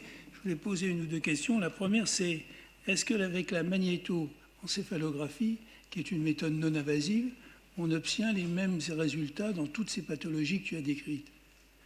Je sais que dans la douleur, ça a l'air d'être vrai, mais est-ce que c'est vrai dans d'autres pathologies? Disons que la magnétoencéphalographie, c'est un moyen, en mesurant des champs magnétiques, d'obtenir ce qui est produit par des champs électriques, puisqu'on sait qu'il y a une courbe. Donc, a priori, oui, à condition que la sensibilité soit suffisante. C'est sûr que c'est une méthode qui n'est pas très sensible, en fait, qu'elle l'est plus que ce qu'on croyait. Et globalement, en fonction de ce qu'on veut voir, c'est un outil très, très intéressant. Il est un peu cher, il est un peu compliqué, il faut des gens qui sachent faire tourner les machines, et ce n'est pas transportable. On a vu que c'était assez lourd. Par contre, c'est un moyen, par exemple, pour BCI, on va tester ce qui se passe en mettant un électroencéphalographe au contact du cerveau. Donc il va enregistrer de l'électricité. Mais on l'a fait chez le singe et tout, on n'a pas pu le faire chez l'homme, parce que chez l'homme, si on mesure sur la peau, alors là, il ne reste plus rien à travers l'os. Par contre, avec la magnétoencéphalographie, on voit l'activité du cortex, ça va très bien, et du coup, on sait ce qu'on va enregistrer la semaine prochaine, le 10 mai, parce qu'on sait que ça existe et qu'on a testé chez des malades, non malades, des témoins, on sait faire tous ces mouvements virtuels, réels, et refaire ces cartes-là. Donc, ce qu'on va faire la semaine prochaine sur le malade qu'on va opérer, on l'a déjà fait 10 fois chez des gens normaux, des volontaires sains, comme on dit. Je peux ajouter une petite question. Tu n'as pas parlé d'épilepsie. Est-ce que ça marche pour les épilepsies sévères, de l'enfant par exemple? Voilà, alors l'épilepsie, je n'en ai pas parlé parce que ça ne marche pas aussi bien que le reste. Alors, mais ça marche très bien parfois. Moi, j'ai opéré une jeune fille de 5 ans dans le noyau subthalamique, au passage, encore un même noyau qui fait des choses merveilleuses dans d'autres indications, parce qu'elle avait ce qu'on appelait une dysplasie de Taylor, qui est une anomalie, qui crée des hyperactivités électriques et qui déclenche des crises d'épilepsie. Donc elle avait une crise d'épilepsie, elle était à gauche, du côté droit, et elle faisait une crise tonico-clonique, qui est très désagréable, dangereuse, etc. Et au terme de ça, elle avait, comme souvent, après une crise d'épilepsie, ce qu'on appelle un déficit postictal, c'est-à-dire que pendant 1 heure, elle était paralysée. Et puis, quand elle récupérait de sa paralysie, elle refaisait une crise, etc., etc. Elle faisait 300 crises par mois, c'est-à-dire 10 crises par jour. Autrement dit, elle était hémiplégique en permanence. Et la seule, elle ne répondait pas aux médicaments, bien sûr, hein, ça va de soi. On ne fait ces choses-là que quand on a épuisé, comme on dit, toutes les ressources des méthodes médicales. Et ce qui avait été proposé, c'était une hémisphérectomie, c'est-à-dire on enlève un hémisphère, on ne fait plus de crise et on est paralysé définitivement, mais avec comme bénéfice le fait qu'on arrête la dégénérescence du cerveau qui est induite par, de l'autre côté éventuellement, par les crises. Et à l'époque, on avait proposé de faire cette stimulation sur des bases purement empiriques et expérimentales animales, sans toute la cascade de précautions qu'on prend et qu'on est obligé de prendre maintenant. Et je lui ai mis une électrode dans le noyau subthalamique, elle n'a plus fait de crise. Et c'était en 88, donc c'était en 98, pardon. Donc, ça fait 19 ans. Elle va à l'école, elle est à la fac, elle prend encore un petit peu de médicaments, elle fait une crise du pouce le matin, et puis c'est tout. Je profite de cette question pour parler d'une chose qui est les autorisations d'essais cliniques. Alors, qu'on ne m'interprète pas de façon négative, je suis pour la sécurité des malades et je suis pour qu'on évite de faire n'importe quoi. Et ça nécessite effectivement qu'on écrive des protocoles, qu'ils soient revus par des experts et qu'au terme de ça, il y ait des commissions qui disent oui, non, oui, mais faites donc ceci en plus. Ça, c'est tout à fait normal. Le problème est, pourquoi je dis ça? Parce que cette petite fille, je lui ai fait cette intervention sans demander d'autorisation au niveau du comité d'éthique. Et surtout, tous les malades que j'ai opérés dans le thalamus au début, on ne l'avait pas, pour une bonne raison, c'est qu'il n'y avait pas de comité d'éthique en 1987 qui fonctionnait régulièrement. Donc je n'étais pas vraiment illégal, parce qu'on n'est pas illégal quand il n'y a pas de loi. Maintenant, ça devient impossible. Ça devient impossible et c'est, je dirais, normal. Ce qui est gênant dans cette affaire, c'est ça que je veux souligner, c'est que entre la précaution, et quand je pense qu'on a inscrit le principe de précaution en Constitution, qui est une catastrophe, je parle en mon nom personnel, et je ne suis pas candidat aux élections présidentielles, donc c'est une catastrophe parce que le meilleur moyen de ne pas avoir d'accident de voiture, c'est de ne pas conduire une voiture. Le meilleur moyen de ne pas avoir d'accident médical, c'est de ne pas faire de médecine, etc. Donc, entre faire n'importe quoi et avoir des demandes qui sont pratiquement très difficiles, on va dire, à joindre, qui coûtent un temps fou, qui coûtent beaucoup d'argent, pour des précautions qui sont en fait là, comme j'ai dit un jour à titre personnel à la directrice de l'hôpital, toutes ces démarches par lesquelles on est obligé de passer actuellement sont là pour protéger les hôpitaux et le système de santé contre d'éventuelles poursuites juridiques de la part des malades. Elles sont pas là elles protègent pas vraiment les malades, alors que c'est ça que ça devrait faire. Donc, encore une fois, pour me résumer, mais je veux que ça soit clair, je suis tout à fait d'accord pour qu'on surveille ce qu'on fait, et en particulier qu'on surveille ce que font mes collègues, mais qu'on nous laisse prendre des responsabilités qu'il y a dans, par exemple, le serment d'Hippocrate, et puis dans la conscience humaine en général, et des médecins en particulier, qui est d'aider leurs malades. Et qu'on puisse faire ce qu'on a fait au début, stimuler dans le cerveau parce qu'on pensait que ce n'était pas bien grave et que ça pouvait apporter gros. Cette petite fille, au niveau du comité d'éthique, il y a eu une discussion après, et on m'avait dit, mais vous auriez pu demander une procédure accélérée. D'accord, peut-être, mais on avait agi, comme on dit, en termes compassionnels. C'était ça ou lui enlever la moitié du cerveau.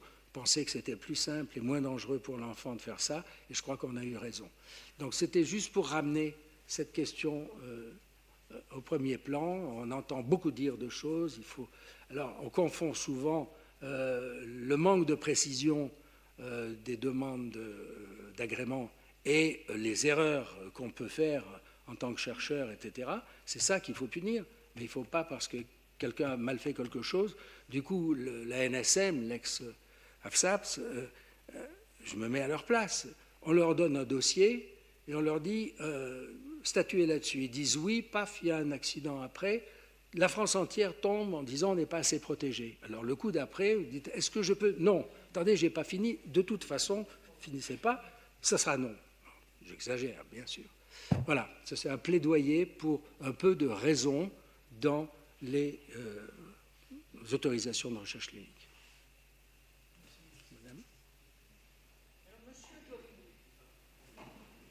Alors, monsieur, je dois vous dire que je suis très impressionnée par vous. Moi qui suis très intéressée par le cerveau, mais je suis un petit avorton par rapport à vous. Oui, bravo, monsieur. J'ai une question technique.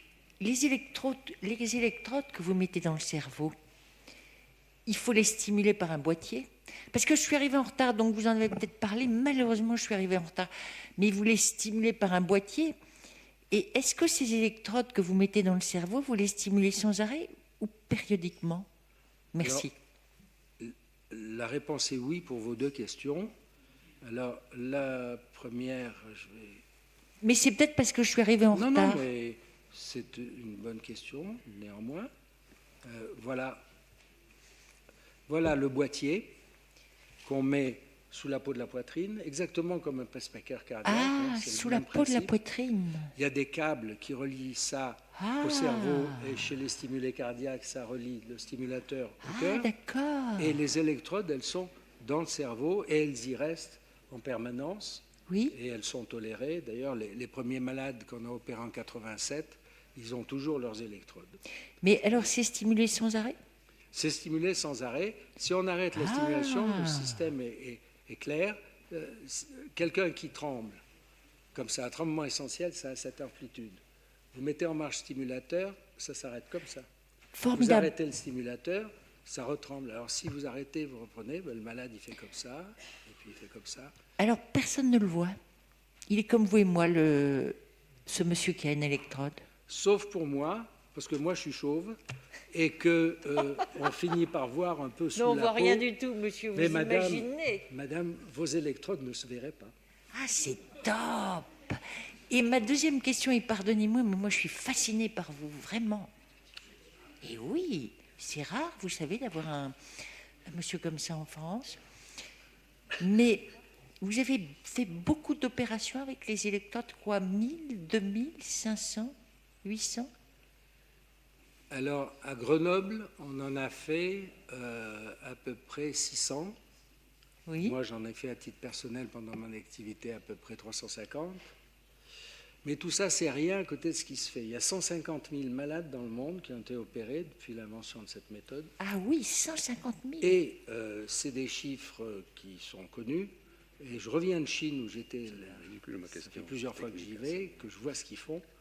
Et actuellement, ils opèrent plus de 1000 malades par an dans les 3 hôpitaux de Pékin. Et dans le reste de la Chine, ils vont... Enfin, ça ne va pas compter. Ce que nous, on aura fait, à part avoir imaginé la méthode, ils ont une activité très forte parce qu'ils y croient, parce qu'ils travaillent bien, contrairement à ce qu'on croit. Ils ne font pas forcément des choses. Ils ont des comités d'éthique, mais qui sont là pour vérifier qu'ils travaillent bien et pas les empêcher de bien travailler. Voilà. Et moi, je suis très impressionné. Je vous remercie d'être impressionné. Des milliers alors, des milliers et des milliers. 150 000, plus à peu près une estimation qui est de l'ordre de 50 000 depuis 3 ans en Chine. Donc ça fait à peu près 200. Et dans les 3-4 ans qui viennent, ça va être plusieurs centaines de milliers de malades, dont une grande partie opérée en Chine. Ah, formidable. Et alors, moi, je m'en veux parce que j'ai une dernière question. Je m'arrête, je vous promets. Mais j'ai l'impression qu'on peut soigner pratiquement toutes les maladies mentales avec ces électrodes. Non, monsieur? Alors, je dirais heureusement non, parce que le drame, c'est souvent de dire une technique est bonne, donc on va l'appliquer à tout, puis on va bien voir dans le tas s'il y en a qui sont bons. Et je me souviens d'une fois où une neurologue américaine m'avait dit « C'est merveilleux, ça, ce que vous faites. Enfin, on va pouvoir se passer des prisons. » Parce que dans son esprit, les gens dans les prisons étaient des malades mentaux. Donc, et on a connu des époques et des régimes où on considérait qu'on mettait dans des prisons des malades mentaux et vice-versa. Donc, non, on n'est pas efficace absolument. 70% 70% des maladies mentales par électrode?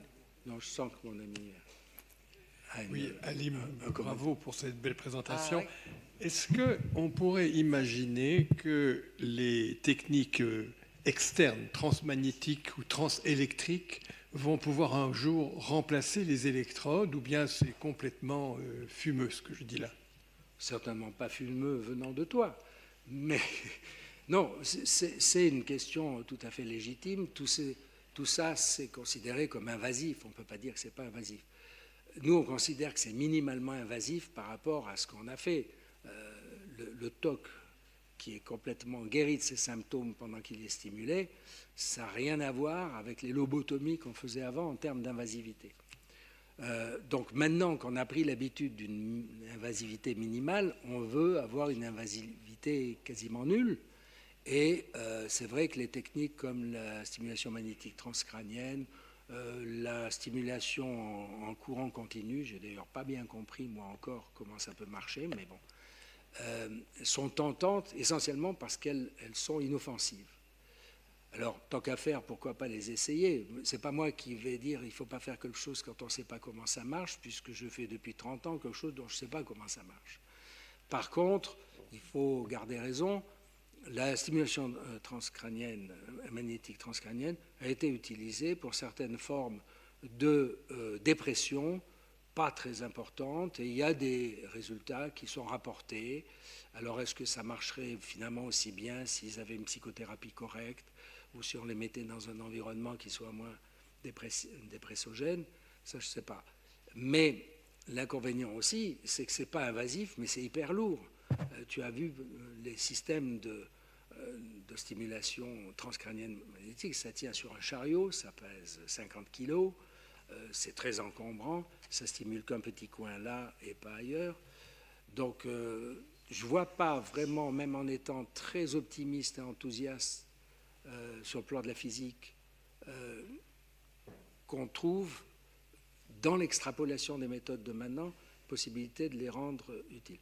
Maintenant qu'on trouve autre chose dans les années ou décennies qui viennent, qui rendent ça encore plus minimalement invasif, j'aurais tendance à faire le pari. Oui. Parce que je crois qu'on peut parier sur tout de nos jours. S'il vous plaît. Monsieur, je voulais vous poser une question concernant votre expérience avec le laser. Finalement, vous éclairez le point critique avec le laser et en même temps, vous avez dit vous envoyez des impulsions, donc ça veut dire vous modulez la lumière. Est-ce que les fréquences par lesquelles vous modulez la lumière sont liées avec ce que vous avez fait quand vous avez le champ électrique disons des fils? Ou est-ce que c'est chose complètement différente? Alors, l'intérêt de ces questions, c'est de montrer les insuffisances de l'orateur dans son exposé. Parce que là où vous avez vu pulser, c'était une façon de montrer qu'on avait mis en marche. Donc, dans PowerPoint, il y a un truc qui pulse, je m'en suis servi. En fait, c'est de l'irradiation continue, ou bien qu'on peut faire par période parce que ça économise un peu des batteries et le laser en consomme. Et deuxièmement, parce que l'effet est un effet biologique, je dirais biochimique. À travers ce qui se passe, c'est que les photons qui arrivent là, la lumière qui arrive là, elle est captée par une molécule. Il y en a d'autres, mais le photoaccepteur principal dans ce cas-là, c'est la cytochrome-C-oxydase, qui est comme vous le savez, un enzyme présent à peu près dans toutes les cellules. Cette énergie du photon, elle est transmise à la chaîne de transport des électrons par la cytochrome-C-oxydase, qui en est un des acteurs principaux. Ça fabrique de l'ATP, qui est le fuel de la cellule, et qui rebooste un peu les mitochondries. Quand on sait en plus la maladie de Parkinson, c'est une maladie dont le mécanisme terminal se situe dans la mitochondrie, eh bien, on a de bonnes raisons de penser que c'est ça qu'il faut faire. Donc là, encore une fois, le fait que ça pulsait, c'était un artefact de présentation. Cela dit, on peut faire du continu ou on peut faire de l'intermittent, parce que finalement, l'effet qui est obtenu, il se prolonge pendant un certain temps. Donc on n'est pas, à la différence de la stimulation électrique, où l'effet est instantané, il démarre instantanément, il s'arrête instantanément. Là, il y a une modulation, je dirais, un peu comme des médicaments. Vous pouvez soit être en perfusion continue, soit en prendre de temps en temps, puis vous avez un effet un peu cyclé. Donc on est là. Mais ça n'a rien à voir avec la haute fréquence. Donc c'est des phénomènes totalement différents. Et en gros, disons que les animaux, surtout les petits animaux chez qui on n'avait pas besoin de beaucoup d'énergie, ils étaient irradiés en continu, mais on a vu aussi que si on les irradiait par petits moments, c'était aussi efficace à condition de compenser les doses. Oui, j'ai bien apprécié. Bonjour monsieur. J'ai bien apprécié la dernière partie où vous mettiez en évidence l'importance du passage des rongeurs aux singes, puis à l'homme. Pourriez-vous développer un peu plus ce problème de la relation entre recherche expérimentale et recherche clinique? Parce qu'en ce moment, la recherche expérimentale est l'objet, disons, d'attaques. Récemment, j'ai vu une tribune libre intitulée « À qui profite le crime ?» donc je suis criminel, et qui se terminait en disant, au fond, une recherche expérimentale n'a de valeur que si il y a un objectif de santé immédiat. Or, vous le savez comme moi, environ 20 années sont écoulées entre la première publication dans un compte-rendu de l'Académie et vos premiers essais de stimulation du noyau subthalamique. Voilà. Je voudrais d'abord tout à fait saluer le rôle que vous avez joué dans la mise en évidence de l'intérêt de la structure du noyau subthalamique. Et je disais que je voulais souligner le rôle prédominant qu'a eu notre collègue dans l'analyse fondamentale de l'activité du noyau subthalamique et donc qui est en amont de tout ce qu'on a fait et qui justifie tout à fait votre question, qui est de dire il faut du temps et il faut... Alors, si je résume votre question, c'est qu'est-ce qui se passe entre la souris, le singe et l'homme? Oui. Alors, c'est effectivement le cœur des questions qui sous-tendent les réactions que vous signalez, en particulier à qui profite le crime, etc. On vit dans une période où, par définition, on considère que les autres font des choses à leur avantage personnel, que les chercheurs font de la recherche pour gagner de l'argent, ce qui est loin d'être faux, ni loin d'être vrai. Oui, je crois que j'ai fait un lapsus là. Ce qui est loin d'être... Enfin, les chercheurs ne gagnent pas d'argent. En général, ce n'est pas eux qui les gagnent. Mais il faut du temps parce que, disons que si on allait faire n'importe quoi, même avec une bonne intention, tout de suite chez l'être humain, eh bien, ça serait absolument non éthique, immoral, inacceptable et même pas envisagé. J'ai fait ça chez la jeune fille, la petite fille dont je parlais quand j'ai stimulé son noyau subthalamique, parce que elle avait une situation médicale qui faisait que ses parents me disaient « Qu'est-ce qu'on fait? Est-ce qu'on lui enlève la moitié de son cerveau ou est-ce que vous avez une autre solution ?» Donc là, on n'avait pas à tergiverser, mais on s'appuyait quand même sur tout ce qu'on savait, les travaux de M. Fégé en particulier, mais tout ce qu'on savait également par le reste de la recherche fondamentale. On avait de bonnes raisons de penser que stimuler le noyau subthalamique était quelque chose qui modifierait l'excitabilité cérébrale, et depuis longtemps on dit que c'est une zone potentiellement inhibitrice de l'épilepsie, ce qui rejoint ta question tout à l'heure aussi. On l'a fait, ça a marché parce qu'on avait de bonnes raisons que ça marche et que ce coup-ci, on ne s'était pas trompé dans notre hypothèse et que la démarche un peu rapide, sans passer par la souris, le rat, etc., en sachant par ailleurs que les raisons pour lesquelles on a décidé d'aller le faire chez l'enfant, c'est qu'on savait que d'autres avaient fait, et vous en particulier, des études sur des souris, sur des rats, pour savoir que cette structure avait des propriétés antiépileptiques. Donc on ne s'est pas lancé n'importe comment, et il est certain que même si en apparence ça paraissait rapide, c'était assis sur un collectif, parce que la recherche est collective, de résultats scientifiques, eux-mêmes résultats d'expérimentation pensées, planifiées, exécutées, analysées, et sur lesquels on avait tiré des conclusions. Donc, si j'ai bien compris, vous voulez que je témoigne avec vous qu'il est absolument important de faire toutes ces étapes-là et qu'on ne peut pas les remplacer. Alors, dans certaines circonstances, effectivement, on a suffisamment d'éléments pour dire, vu les circonstances, il faut qu'on aille vite et qu'on essaye. Ce n'est pas la peine de reprendre 10 ans d'expérimentation chez intermédiaires pour arriver peut-être au résultat qui est aux connaissances qu'on a actuellement. Là, si le risque, le problème est un problème de balance entre le risque et le bénéfice. Si le bénéfice est important, le demi-cerveau d'une petite fille, et le risque est peu important, parce qu'on n'a pas implanté le noyau sous-thalamique chez cet enfant en n'ayant jamais implanté. On en avait implanté déjà une cinquantaine, et dans les autres structures, on avait déjà opéré plusieurs centaines de malades. Donc la technique elle-même, on savait qu'elle était d'une certaine innocuité, ou d'une innocuité certaine.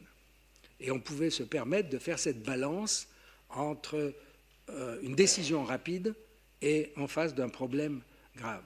Cela dit, si on disait, je prolonge et vous me direz si je le fais correctement, votre pensée, si à l'inverse on disait on arrête la chirurgie expérimentale, on ne tue plus, on ne fait plus le crime de souris, de rats, de singes, et par contre, soit on ne fait plus de médecine, c'est un choix de société, hein, c'est un choix de société, et la société ne va pas choisir qu'on fasse plus de médecine. À ce moment-là, on fait de la médecine sur des idées, des convictions personnelles. Bon, on a connu ça les siècles passés. Et la pierre de la folie, hein, on allait enlever la pierre de la folie alors qu'il n'y avait pas de pierre chez les fous. Et bon, on n'a pas fait d'expérimentation pour ça. Donc là, je crois que quand on fait une proposition, il faut savoir si cette proposition est appliquée. C'est valable pour tout d'ailleurs. Quand on fait une proposition, il faut qu'elle soit applicable et qu'on ait les moyens de tester cette application. Se lancer à faire je ne sais pas quoi, notamment de la chirurgie, en se disant ça marchera peut-être, ou j'ai une idée, cette nuit, tiens, j'ai pensé que pourquoi pas. Je ne pense pas que ça soit une alternative possible. Je ne sais pas si je réponds bien à votre question, M. Fégé.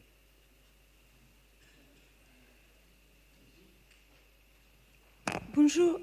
J'ai lu que les lésions caractéristiques de Parkinson peuvent être détectées dans le système nerveux et intestinal, Oui. mais même avant que ça apparaisse dans le CNS.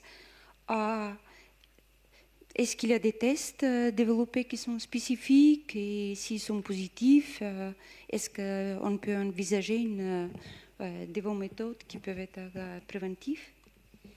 Préventif, je ne sais pas. Alors, c'est une très très bonne question. C'est vrai que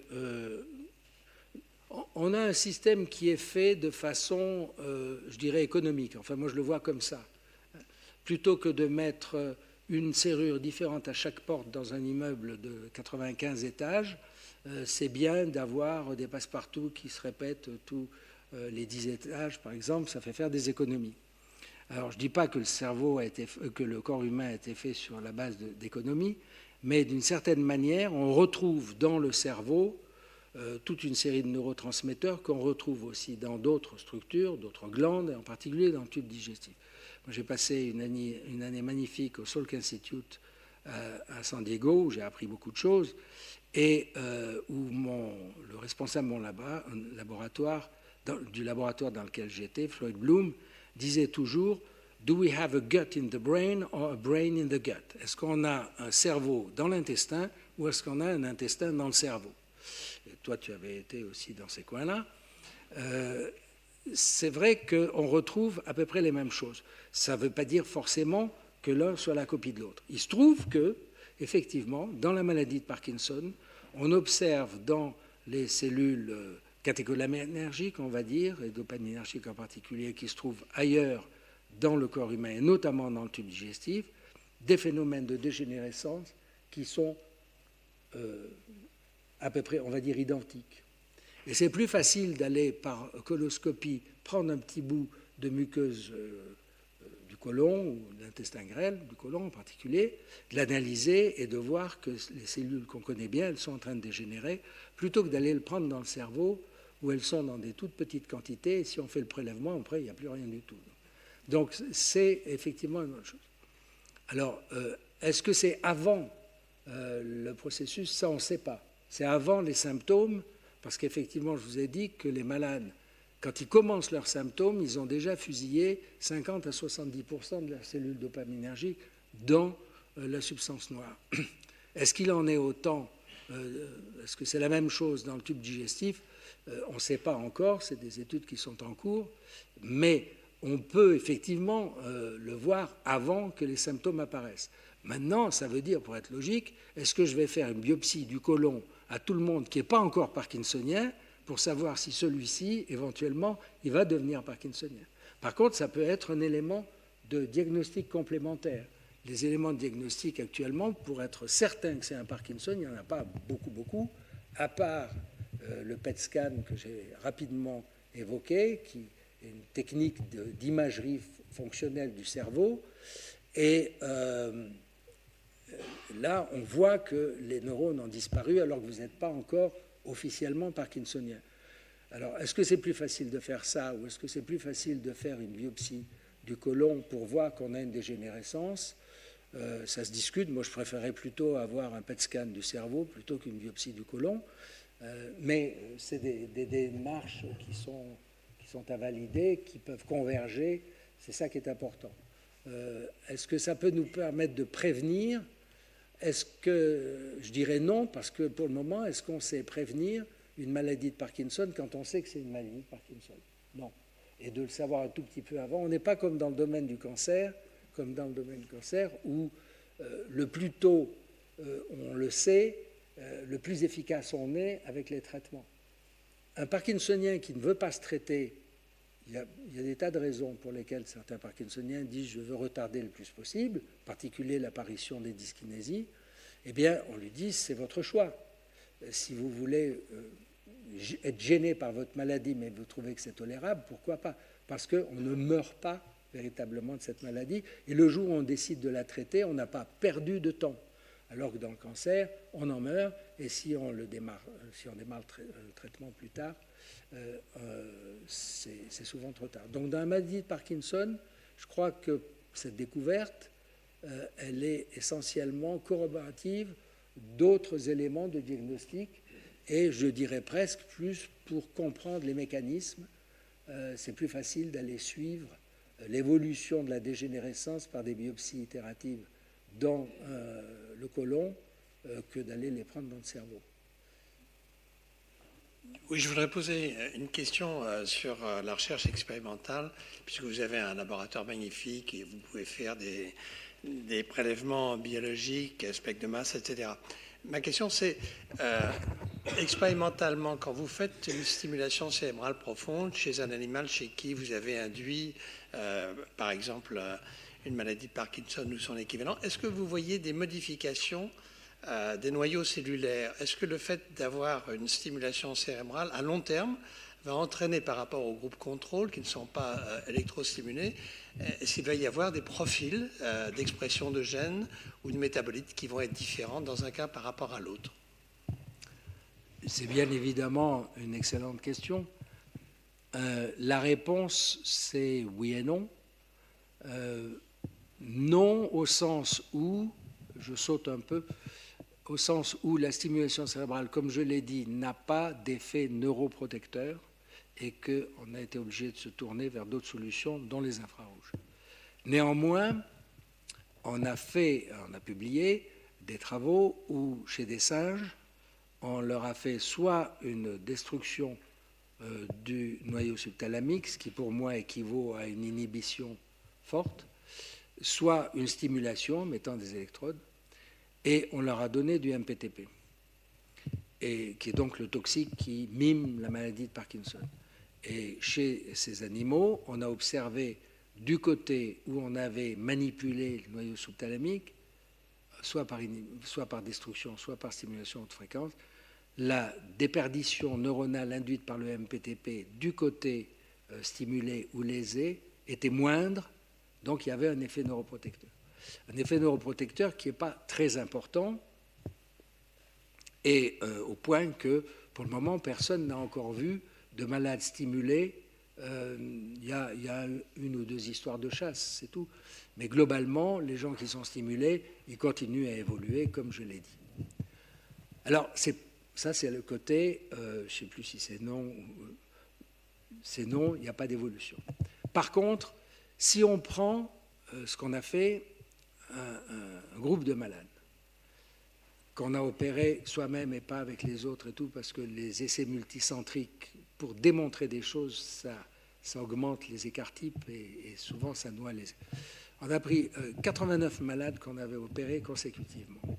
Et on les a regardés pendant 5 ans, en regardant le matin, pas tous les matins, mais une fois tous les quelques mois, sans traitement médical depuis la veille et sans stimulation, autrement dit, le malade parkinsonien non traité à fond, quel était leur score, puisqu'on sait faire un score dit UPDRS qui va de 0 à 84. Quand vous êtes à 84, c'est vraiment catastrophique. Quand vous êtes à 0, je crois que personne ici est à 0, mais on doit être à 5 ou 6. Donc, ça permettait de tester l'état de la maladie au moment où on teste le malade. Et on s'est aperçu que sur ces malades-là, on en avait 38% qui, d'une année à l'autre, avaient diminué leur UPDRS, donc de base. C'est-à-dire le score était meilleur que la veille de l'intervention. Ça veut dire que la maladie non seulement n'avait pas progressé, mais qu'elle avait peut-être rétrocédé. Et pour la moitié d'entre eux, eh bien, sur 5 ans, on voyait cette... Donc, on a le sentiment qu'effectivement, la stimulation cérébrale, pour répondre cette fois-ci directement à votre question, a un effet neuroprotecteur testé par cet aspect clinique. On pourrait le faire, comme vous le dites, avec tous les éléments d'analyse biologique. Pourquoi on n'a pas tellement poursuivi ça? Parce que, justement, cette amélioration qu'on observe chez le singe, elle est relativement faible et même chez les malades, c'est un petit pourcentage et qui finalement ne peut pas être considéré comme thérapeutiquement utilisable en termes de neuroprotection. Sauf si on décidait d'opérer les malades très tôt. Ce qu'on va faire avec les infrarouges et qu'on aurait pu faire avec la stimulation cérébrale. C'est-à-dire un malade arrive, on vient de diagnostiquer qu'il est parkinsonien, on le stimule tout de suite, puis on regarde s'il va rester stable, alors que normalement les parkinsoniens s'aggravent régulièrement, ou si à la limite il va guérir. Pourquoi on ne l'a pas fait? Enfin, quand je dis on, c'est notre collectivité neurologique que vous connaissez bien et neurochirurgicale, parce que même si c'est une technique qui est minimalement invasive, elle est quand même un peu invasive et décider systématiquement qu'on va implanter un malade pour voir si par hasard on l'empêche de devenir parkinsonien, alors qu'on sait par ailleurs que seulement 15% des parkinsoniens vrais vont avoir besoin d'une stimulation, les autres en général, ils vivent leur vie avec des doses de dopa qui augmentent raisonnablement. Donc c'était un choix difficile pour faire une preuve de concept. Et c'est pour ça que ça n'a pas été fait. Il y a eu ce qu'on appelle early stim, des études multicentriques où on a regardé les effets sur des malades qu'on opérait plus tôt. C'est quoi plus tôt? 5 ans 5 ans après le début de la maladie. La moitié de mes malades, ils ont été opérés 5 ans. Donc ce n'est pas assez tôt pour être capable de juger ça. Donc il y a probablement quelque chose qui est efficace. Et c'est bien, parce que ça veut dire que globalement, tous les malades qui sont stimulés dans STN, au moins ça ne leur fait pas de mal, ça peut éventuellement les améliorer en termes de survie des neurones dopaminergiques. Mais pas suffisamment pour être protecteur. On dira peut-être la même chose des infrarouges dans 2-3 ans.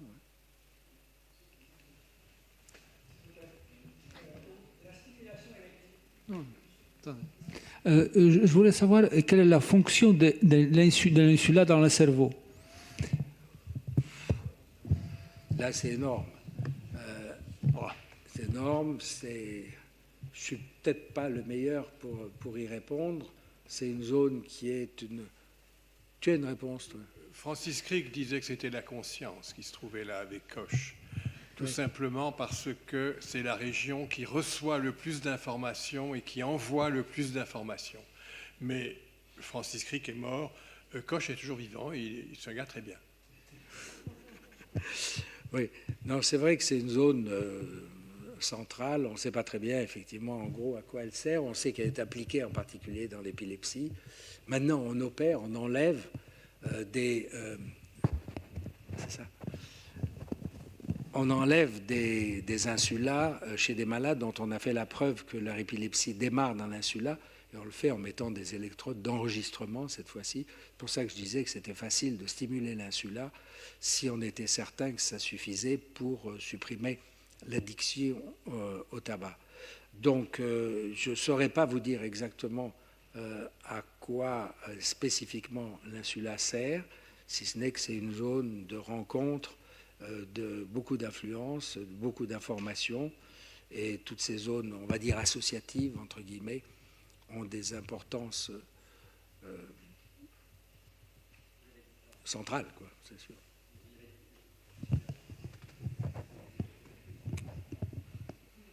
Oui, je me demandais, on n'a pas reparlé dans la discussion des tétraplégiques qui pourraient faire bouger les exosquelettes avec leur cerveau. Vous avez expliqué la méthode, ce que vous essayez de faire, mais je n'ai pas bien compris ce que vous avez déjà réussi à faire, ce que vous pensez faire, ce qui est déjà fait ailleurs, comment vous vous trouvez par rapport aux efforts de ce type qui sont faits dans le monde. Très bien. J'avais dit d'ailleurs qu'il y a une diapositive que je n'ai pas présentée en disant que j'y reviendrai, c'est celle-ci. Alors, où est-ce que nous en sommes? J'ai dit qu'on va opérer le premier malade le 10 mai, c'est-à-dire la semaine prochaine.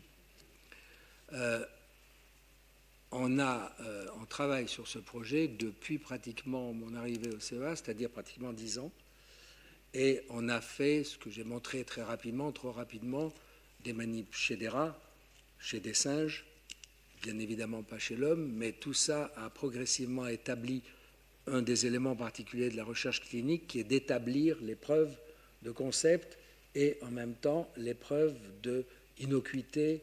Il faut d'une part montrer que ça marche, c'est la preuve de concept, et deuxièmement montrer que ça marche, mais que c'est tolérable, que c'est relativement inoffensif ou de façon acceptable. Voilà. Donc tout ça, on l'a fait, et on a acquis chez le singe en particulier, on sait faire, je n'ai pas montré parce qu'il y avait trop de diapositives, mais elle n'est pas là, d'ailleurs, je crois. On peut avoir le singe que vous avez vu à un moment rapidement. Quand on fait faire ça au singe et qu'on enregistre son activité électrique, on envoie son activité électrique sur le système qui serait chez l'homme, on passe par l'implant, on passe par le traitement du signal, et l'exosquelette qui est tout seul, vide, avec personne dedans, eh bien, il bouge son bras comme le singe le fait. Donc, toute cette étape-là a été faite. Comme je l'ai dit, c'est dû à une circonstance bien heureuse, qui est que le cerveau, finalement, il travaille, on lui dit de faire, il fait, et puis il n'est pas tellement concerné par le fait que c'est utile ou c'est pas utile. Donc, même chez les tétraplégiques, si on dit au tétraplégique de bouger son pied, le cerveau va faire exactement les mêmes images. Enfin, on va recueillir les mêmes images que s'il bougeait son pied, sauf qu'on a tout coupé au niveau de la main. Alors, il y a beaucoup de gens qui ont travaillé là-dessus, qui ont démarré à peu près en même temps que nous, et je dirais que je suis très content chaque fois qu'on me dit « Ah, t'as vu, il y a quelqu'un qui a fait ça ». Ils n'ont pas fait la même chose que nous, bien évidemment, et ils ne font pas marcher des gens, mais on a vu au cours des 2-3 dernières années des publications américaines, anglaises, essentiellement, et puis il y en a une plus ou moins franco-chinois, hollandaise, et qui montre qu'on peut, par exemple, chez quelqu'un qui a été amputé d'un membre supérieur, en particulier aux États-Unis, des blessés de guerre, on prend des activités à différents endroits et on active une prothèse qu'on met à la place de la main. Donc tout ça, ça va dans le sens que l'idée d'aller prendre des informations au niveau du cerveau ou la sortie du cerveau sur des nerfs périphériques peut être utilisée pour activer des neuroprothèses utilisables. Mais personne, pour le moment, n'a fait autre chose qu'activer un bout de bras, et encore pendant des périodes relativement courtes. Le système qu'on a développé est fait pour être implanté définitivement. Enfin, définitivement, ça veut dire que rien ne nous oblige de l'enlever, sauf s'il fallait le faire, au sens où tout est toxiquement contrôlé, qu'il n'y a plus de fil à travers la peau, tout est wireless, comme on dit, et que si ça marche, eh bien, ça peut marcher autant qu'on veut. Ce qui, je vous ai montré, je pense, pour juste... Ben ça, par exemple, voilà une diapositive qui correspond, qui illustre un peu ce qu'on veut faire, et je crois même que celui-là, il doit bouger. Ah non. Bon. Si je reviens, donc nous, on en est là. On a développé des implants qu'on met sur le cerveau à l'endroit où se situent les activités, c'est-à-dire dans la région sensitivo-motrice. Le malade est installé dans l'exosquelette, c'est l'exosquelette tel qu'il est actuellement, ils sont strappés là-dedans, et l'exosquelette tient debout tout seul, et également, quand il y a le malade dedans, il le tient. Et le malade a ici un bandeau, simplement, qui lui permet à la fois d'alimenter l'implant, parce qu'il y a une antenne qui va capter, un peu comme on recharge sa brosse à dents électrique le matin, et capter au retour les informations neuronales qui partent par là, et il les envoie au paquet d'ordinateurs qui vont traiter ces données et le faire marcher. Et je croyais que celle-là était animée. On a une vidéo qui montre, c'est pas autre chose qu'une vidéo, que ce système peut avancer. Alors, nous, qu'est-ce qu'on va être capable de faire jeudi prochain? On va être capable d'implanter ces deux implants chez le malade qui a été sélectionné. Il y en a un autre qui est sélectionné pour le mois d'octobre. Et une fois que la peau est refermée, on peut tout de suite aller regarder si on enregistre ou pas du signal, et on peut tout de suite aller traiter ce signal pour lui donner des ordres, lever le bras, etc. Comme j'ai dit au labo, si on arrive à faire bouger un petit bout par la volonté du malade, je paye le champagne, mais j'irai l'acheter après, pas avant, parce que ça porte malheur. Donc, c'est ce qu'on attend. Une fois qu'on a obtenu ça, ça ne veut pas dire pour autant que le malade, le lendemain, il va se lever et promener dans les couloirs. Pourquoi?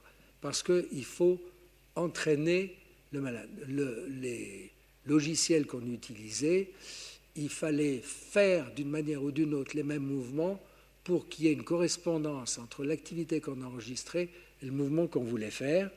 Et ça prenait du temps, ça prenait à peu près 2 mois pour établir une correcte correspondance. On a un mathématicien de génie, Andrei Yelisseev, qui travaille dans notre groupe, à qui j'avais dit qu'il faudrait qu'on trouve un moyen pour que ça se fasse automatiquement plutôt que de passer par ces étapes de calibration qui sont trop longues. Et il a cherché, il a trouvé, et on a une méthode qui, en 10 minutes, calibre le système. C'est-à-dire qu'au bout de 10 minutes, notre malade il va être capable de bouger un bras robotique et éventuellement de bouger une jambe robotique. Un peu comme le fait un enfant, parce que mes petits-enfants que j'observe plus que je n'ai observé mes enfants, eh bien, je me suis aperçu qu'ils s'approprient progressivement des fonctions par erreur, essai-erreur, et ça marche comme ça. Et le système auto-adaptatif de Andrei, c'est comme ça, c'est-à-dire qu'une fois que le malade aura été installé dans cet ensemble, il sait très bien comment ça marche, il essaiera de bouger, il bougera quelque chose. S'il bouge le pied alors qu'il veut bouger la main, eh ben, il se rendra compte que ce n'est pas ça, et il fera un effort.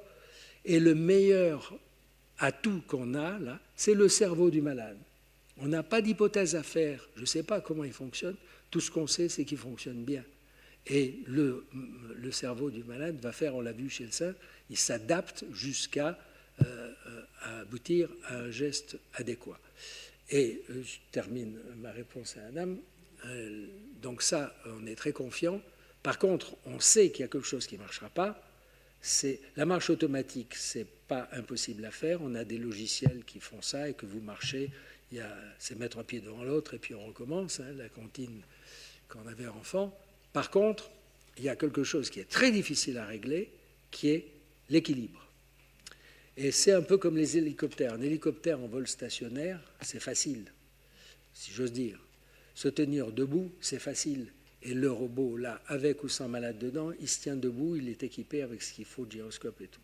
Par contre, quand je marche, qu'est-ce que je fais quand je marche? Je me mets en déséquilibre, je tombe en avant, l'hélicoptère, il se bascule, et on court après son centre de gravité. Et ça, c'est pas facile. Et c'est là que je voulais montrer... je vais peut-être répondre à ta question, si elle est toujours dans le BCI. Je voulais dire que je pense que c'est comme quand on apprend... Est-ce qu'on apprend pour finir à rouler en vélo? Pour finir, un jour, on sait rouler en vélo et on n'a pas fait d'exercice particulier. Voilà ce que je voulais dire. C'est exactement ça. C'est en se fondant sur ce principe-là que c'est possible. L'important, c'est de savoir que c'est possible. Rien n'est impossible. Donc, de savoir que c'est possible, ça permet de le faire. Et j'essaie de récupérer ma souris, là. Voilà. Alors là, je vais vous montrer quelque chose. La solution, elle est dans cette boîte-là qui appartenait à Google, qui l'a revendue parce que ces vidéos ont eu un effet très néfaste sur la politique de Google, parce qu'on leur a dit, voilà, vous êtes en train de fabriquer des surhumains. Alors, ce n'est pas des surhumains, vous allez voir. C'est des robots, hein. Voilà. C'est un robot autonome. Hein. Alors, vous allez voir, attendez, c'est rien, ça, tout ça, c'est facile. Donc là, il pousse, il sort, il y a de la neige, terrain inégal, il ne va pas chercher ses skis, il fait mieux, il va se prendre les pieds dans des brindilles, il va déraper, il va se rattraper, je ne suis pas sûr que je me serais rattrapé aussi bien. Voilà, regardez ça. Hein? Voilà. Regardez ça. Hein? C'est un robot. Alors lui, la différence... Encore deux questions rapides. Ouais. Ok. Il faut qu'il y ait un meneur de jeu. Je vous laisse faire. Voilà. Donc, j'arrête ça parce qu'on pourrait continuer longtemps. On est en pourparlers avec cette société pour leur dire que nous, ce qu'on sait faire, c'est avoir quelqu'un dans un robot. Là, il n'y a personne dans le robot. On sait piloter l'activité du robot par l'activité cérébrale du malade. Et là, c'est un programme qui le fait, mais c'est un programme autonome. Hein. Il a ici des caméras de télévision, il sait où il est. C'est un peu comme un avion en vol automatique. Et par contre, nous, ce qu'on ne sait pas faire, c'est toute la gestion de cet équilibre. Donc, on a pour parler avec eux, le CEA et Boston Dynamics en Californie, pour faire une fusion entre ce qu'ils savent faire et ce qu'on sait faire, et aboutir à un exosquelette, comme vous l'avez vu, et un malade dedans, mais qui a la capacité colossale d'être suffisamment autonome pour gérer son équilibre et sa marche en même temps. Donc ça, c'est le futur.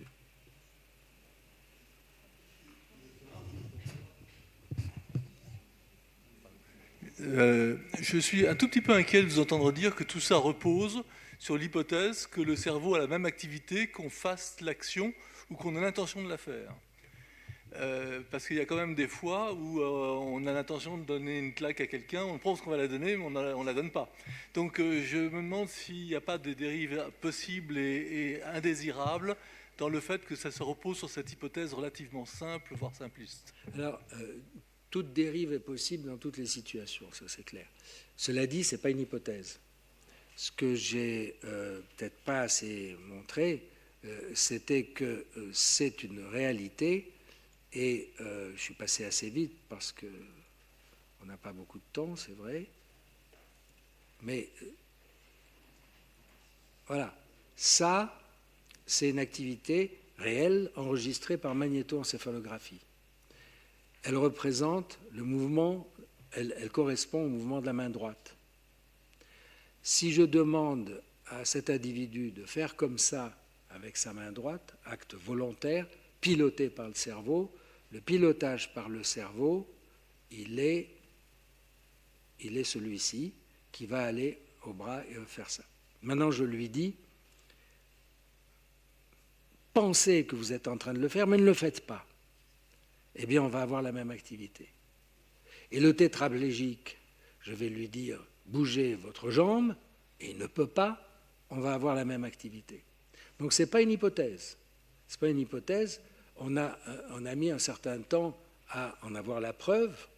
Donc, et chez les malades qu'on va implanter, on les a déjà passés dans ces tests de magnétoencéphalographie qui sont non invasifs, et on leur a demandé de suivre le protocole qui est pensez que vous bougez la main droite, bougez la main droite. On ne leur dit pas bougez les pieds parce qu'ils ne peuvent pas, mais on leur dit faites démouliner des pieds. Donc le tétraplégique n'aura pas la possibilité de penser à une action sans vouloir la faire. Ah, j'ai pas dit ça. D'abord, nous ne faisons pas d'actions sans vouloir les faire. On n'a pas une grande conscience, il faudrait que Stanislas Dehaene soit là pour répondre mieux à la question, mais on n'a pas une conscience véritable de ce que l'on fait, parce qu'il y a beaucoup de choses que l'on fait qui sont en tâches cachées, comme on dit. Alors, on va prendre deux dernières questions, si ça vous dérange pas, parce que déjà... Juste sur ce fil, s'il vous plaît, avec un exemple concret, mais il y en a sans doute d'autres, par exemple les acouphènes subjectifs. Donc là, on a un phénomène capté par le cerveau qui n'existe pas. C'est un peu en symétrie de ce qui vient d'être dit. Alors, je ne sais pas du tout, vous avez déjà découvert des tas de choses passionnantes. Si vous connaissez, par exemple, une autre structure qui travaille là-dessus, ou si vous-même, vous avez déjà... Donc, vous voyez le principe, c'est-à-dire que le cerveau entend parfaitement des fréquences au niveau ORL tout à fait inexistantes. Alors, oui, une hallucination, c'est la perception par le cerveau de quelque chose, et qui n'est pas une perception directe. Hein. Mais si je m'imagine en train de traverser la chapelle Sixtine, ce que j'ai fait la semaine dernière, je peux m'imaginer que je le fais, je n'y suis pas. Donc je peux imaginer un acte et me le visualiser très bien, même si je ne suis pas en train de le faire. Les acouphènes, faites bien d'en parler. Effectivement, beaucoup de gens en parlent actuellement parce que ça gêne beaucoup de gens. Et moi, j'étais assez sceptique.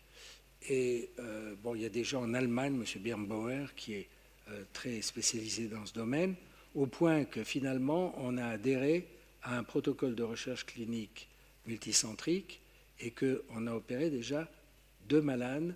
C'est mon collègue et successeur Stéphane Chabardès qui fait ça, en mettant des électrodes au niveau du cortex auditif, et on envoie une fréquence qui n'a pas de signification et qui, par contre, permet aux malades de moins percevoir ces hallucinations. Par contre, elles ont une visualisation réelle parce que ces malades-là, en MEG, on voit une activité dans la zone du cortex temporal, auditif. Donc, comment ça marche? J'avoue que je ne me suis pas trop penché là-dessus, sauf à lire ce que les autres font et font bien. Mais dans notre cas, on a adhéré à ce protocole et 3 malades sont sélectionnés. Il y en a un qui a été opéré déjà par Stéphane Chabardès. Et il y a un effet objectif. Alors moi, je suis toujours un peu étonné parce que j'ai des acouphènes comme tous les gens de mon âge. Ils ne me gênent pas beaucoup. Il y a des moments où je ne me rends pas compte que j'en ai. Est-ce que je ne me rends pas compte ou est-ce que je les ai quand même? Mais il y a des gens pour qui c'est une horreur, quoi. Ça leur brouille complètement l'existence. Et ça vaut la peine. On dit que certains se suicident. Ouais. Alors quelle est la relation directe? Je ne suis pas qualifié pour en parler. Mais de fait, il y a une efficacité de l'implantation d'électrodes de stimulation dans le gyrus de Hertz. Oui, c'est une question sur l'éthique, monsieur. Vous avez beaucoup parlé de ces questions de responsabilité et d'éthique. Je voulais vous poser une question personnelle. Quand vous avez pris la décision d'opérer cette jeune fille de 5 ans pour la maladie qu'elle avait, est-ce que vous l'avez prise seule ou est-ce que vous vous êtes entouré d'un collège de collègues, du directeur de l'hôpital, je ne sais pas, est-ce que vous avez pris cette décision indépendamment de l'avis des autres ou vous vous êtes entouré d'avis convergents? Alors, je vais répondre encore en normand, même si je ne suis pas d'origine normande, oui et non. Non, il n'y avait pas de collège. Il n'y avait pas de collège. D'abord, on a pris la décision avec la famille. Sous-entendu avec le malade, mais 5 ans, c'est la maman qui décide. Donc, c'était déjà une décision concertée avec l'individu et ses ayants droit. Deuxièmement, quand on travaille dans un environnement hospitalo-universitaire pendant 30 ans, on fonctionne, comment dirais-je, implicitement en conclave, pas en conclave parce que c'est fermé, en conseil, en groupe.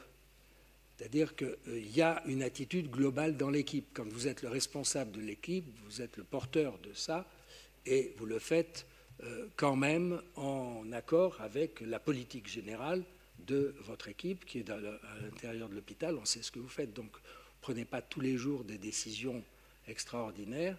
Et qui peut mieux que celui qui est responsable pénalement, c'est-à-dire le chef de service, c'est-à-dire moi, prendre ce risque sans partir dans des discussions dont on sait très bien qu'elles vont durer, s'amplifier.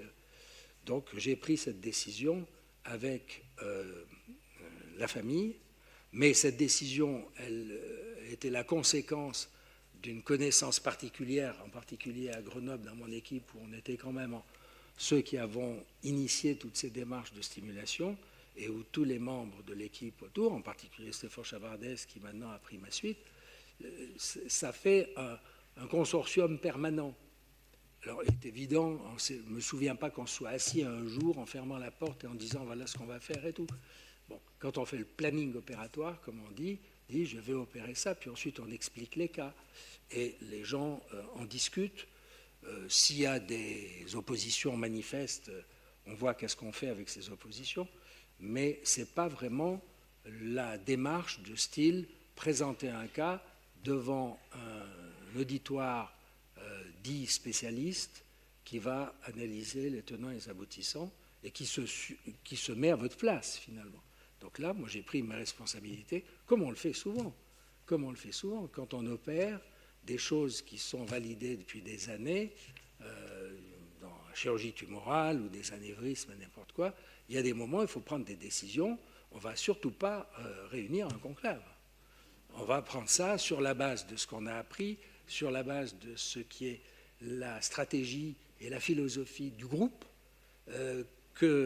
dont on est tous imbibés. Alors vous me direz, est-ce que ça a valeur de loi? Je vous répondrai non, mais ça a valeur de justification de celui qui prend la responsabilité, mais responsabilité au sens d'assumer également les conséquences de sa responsabilité.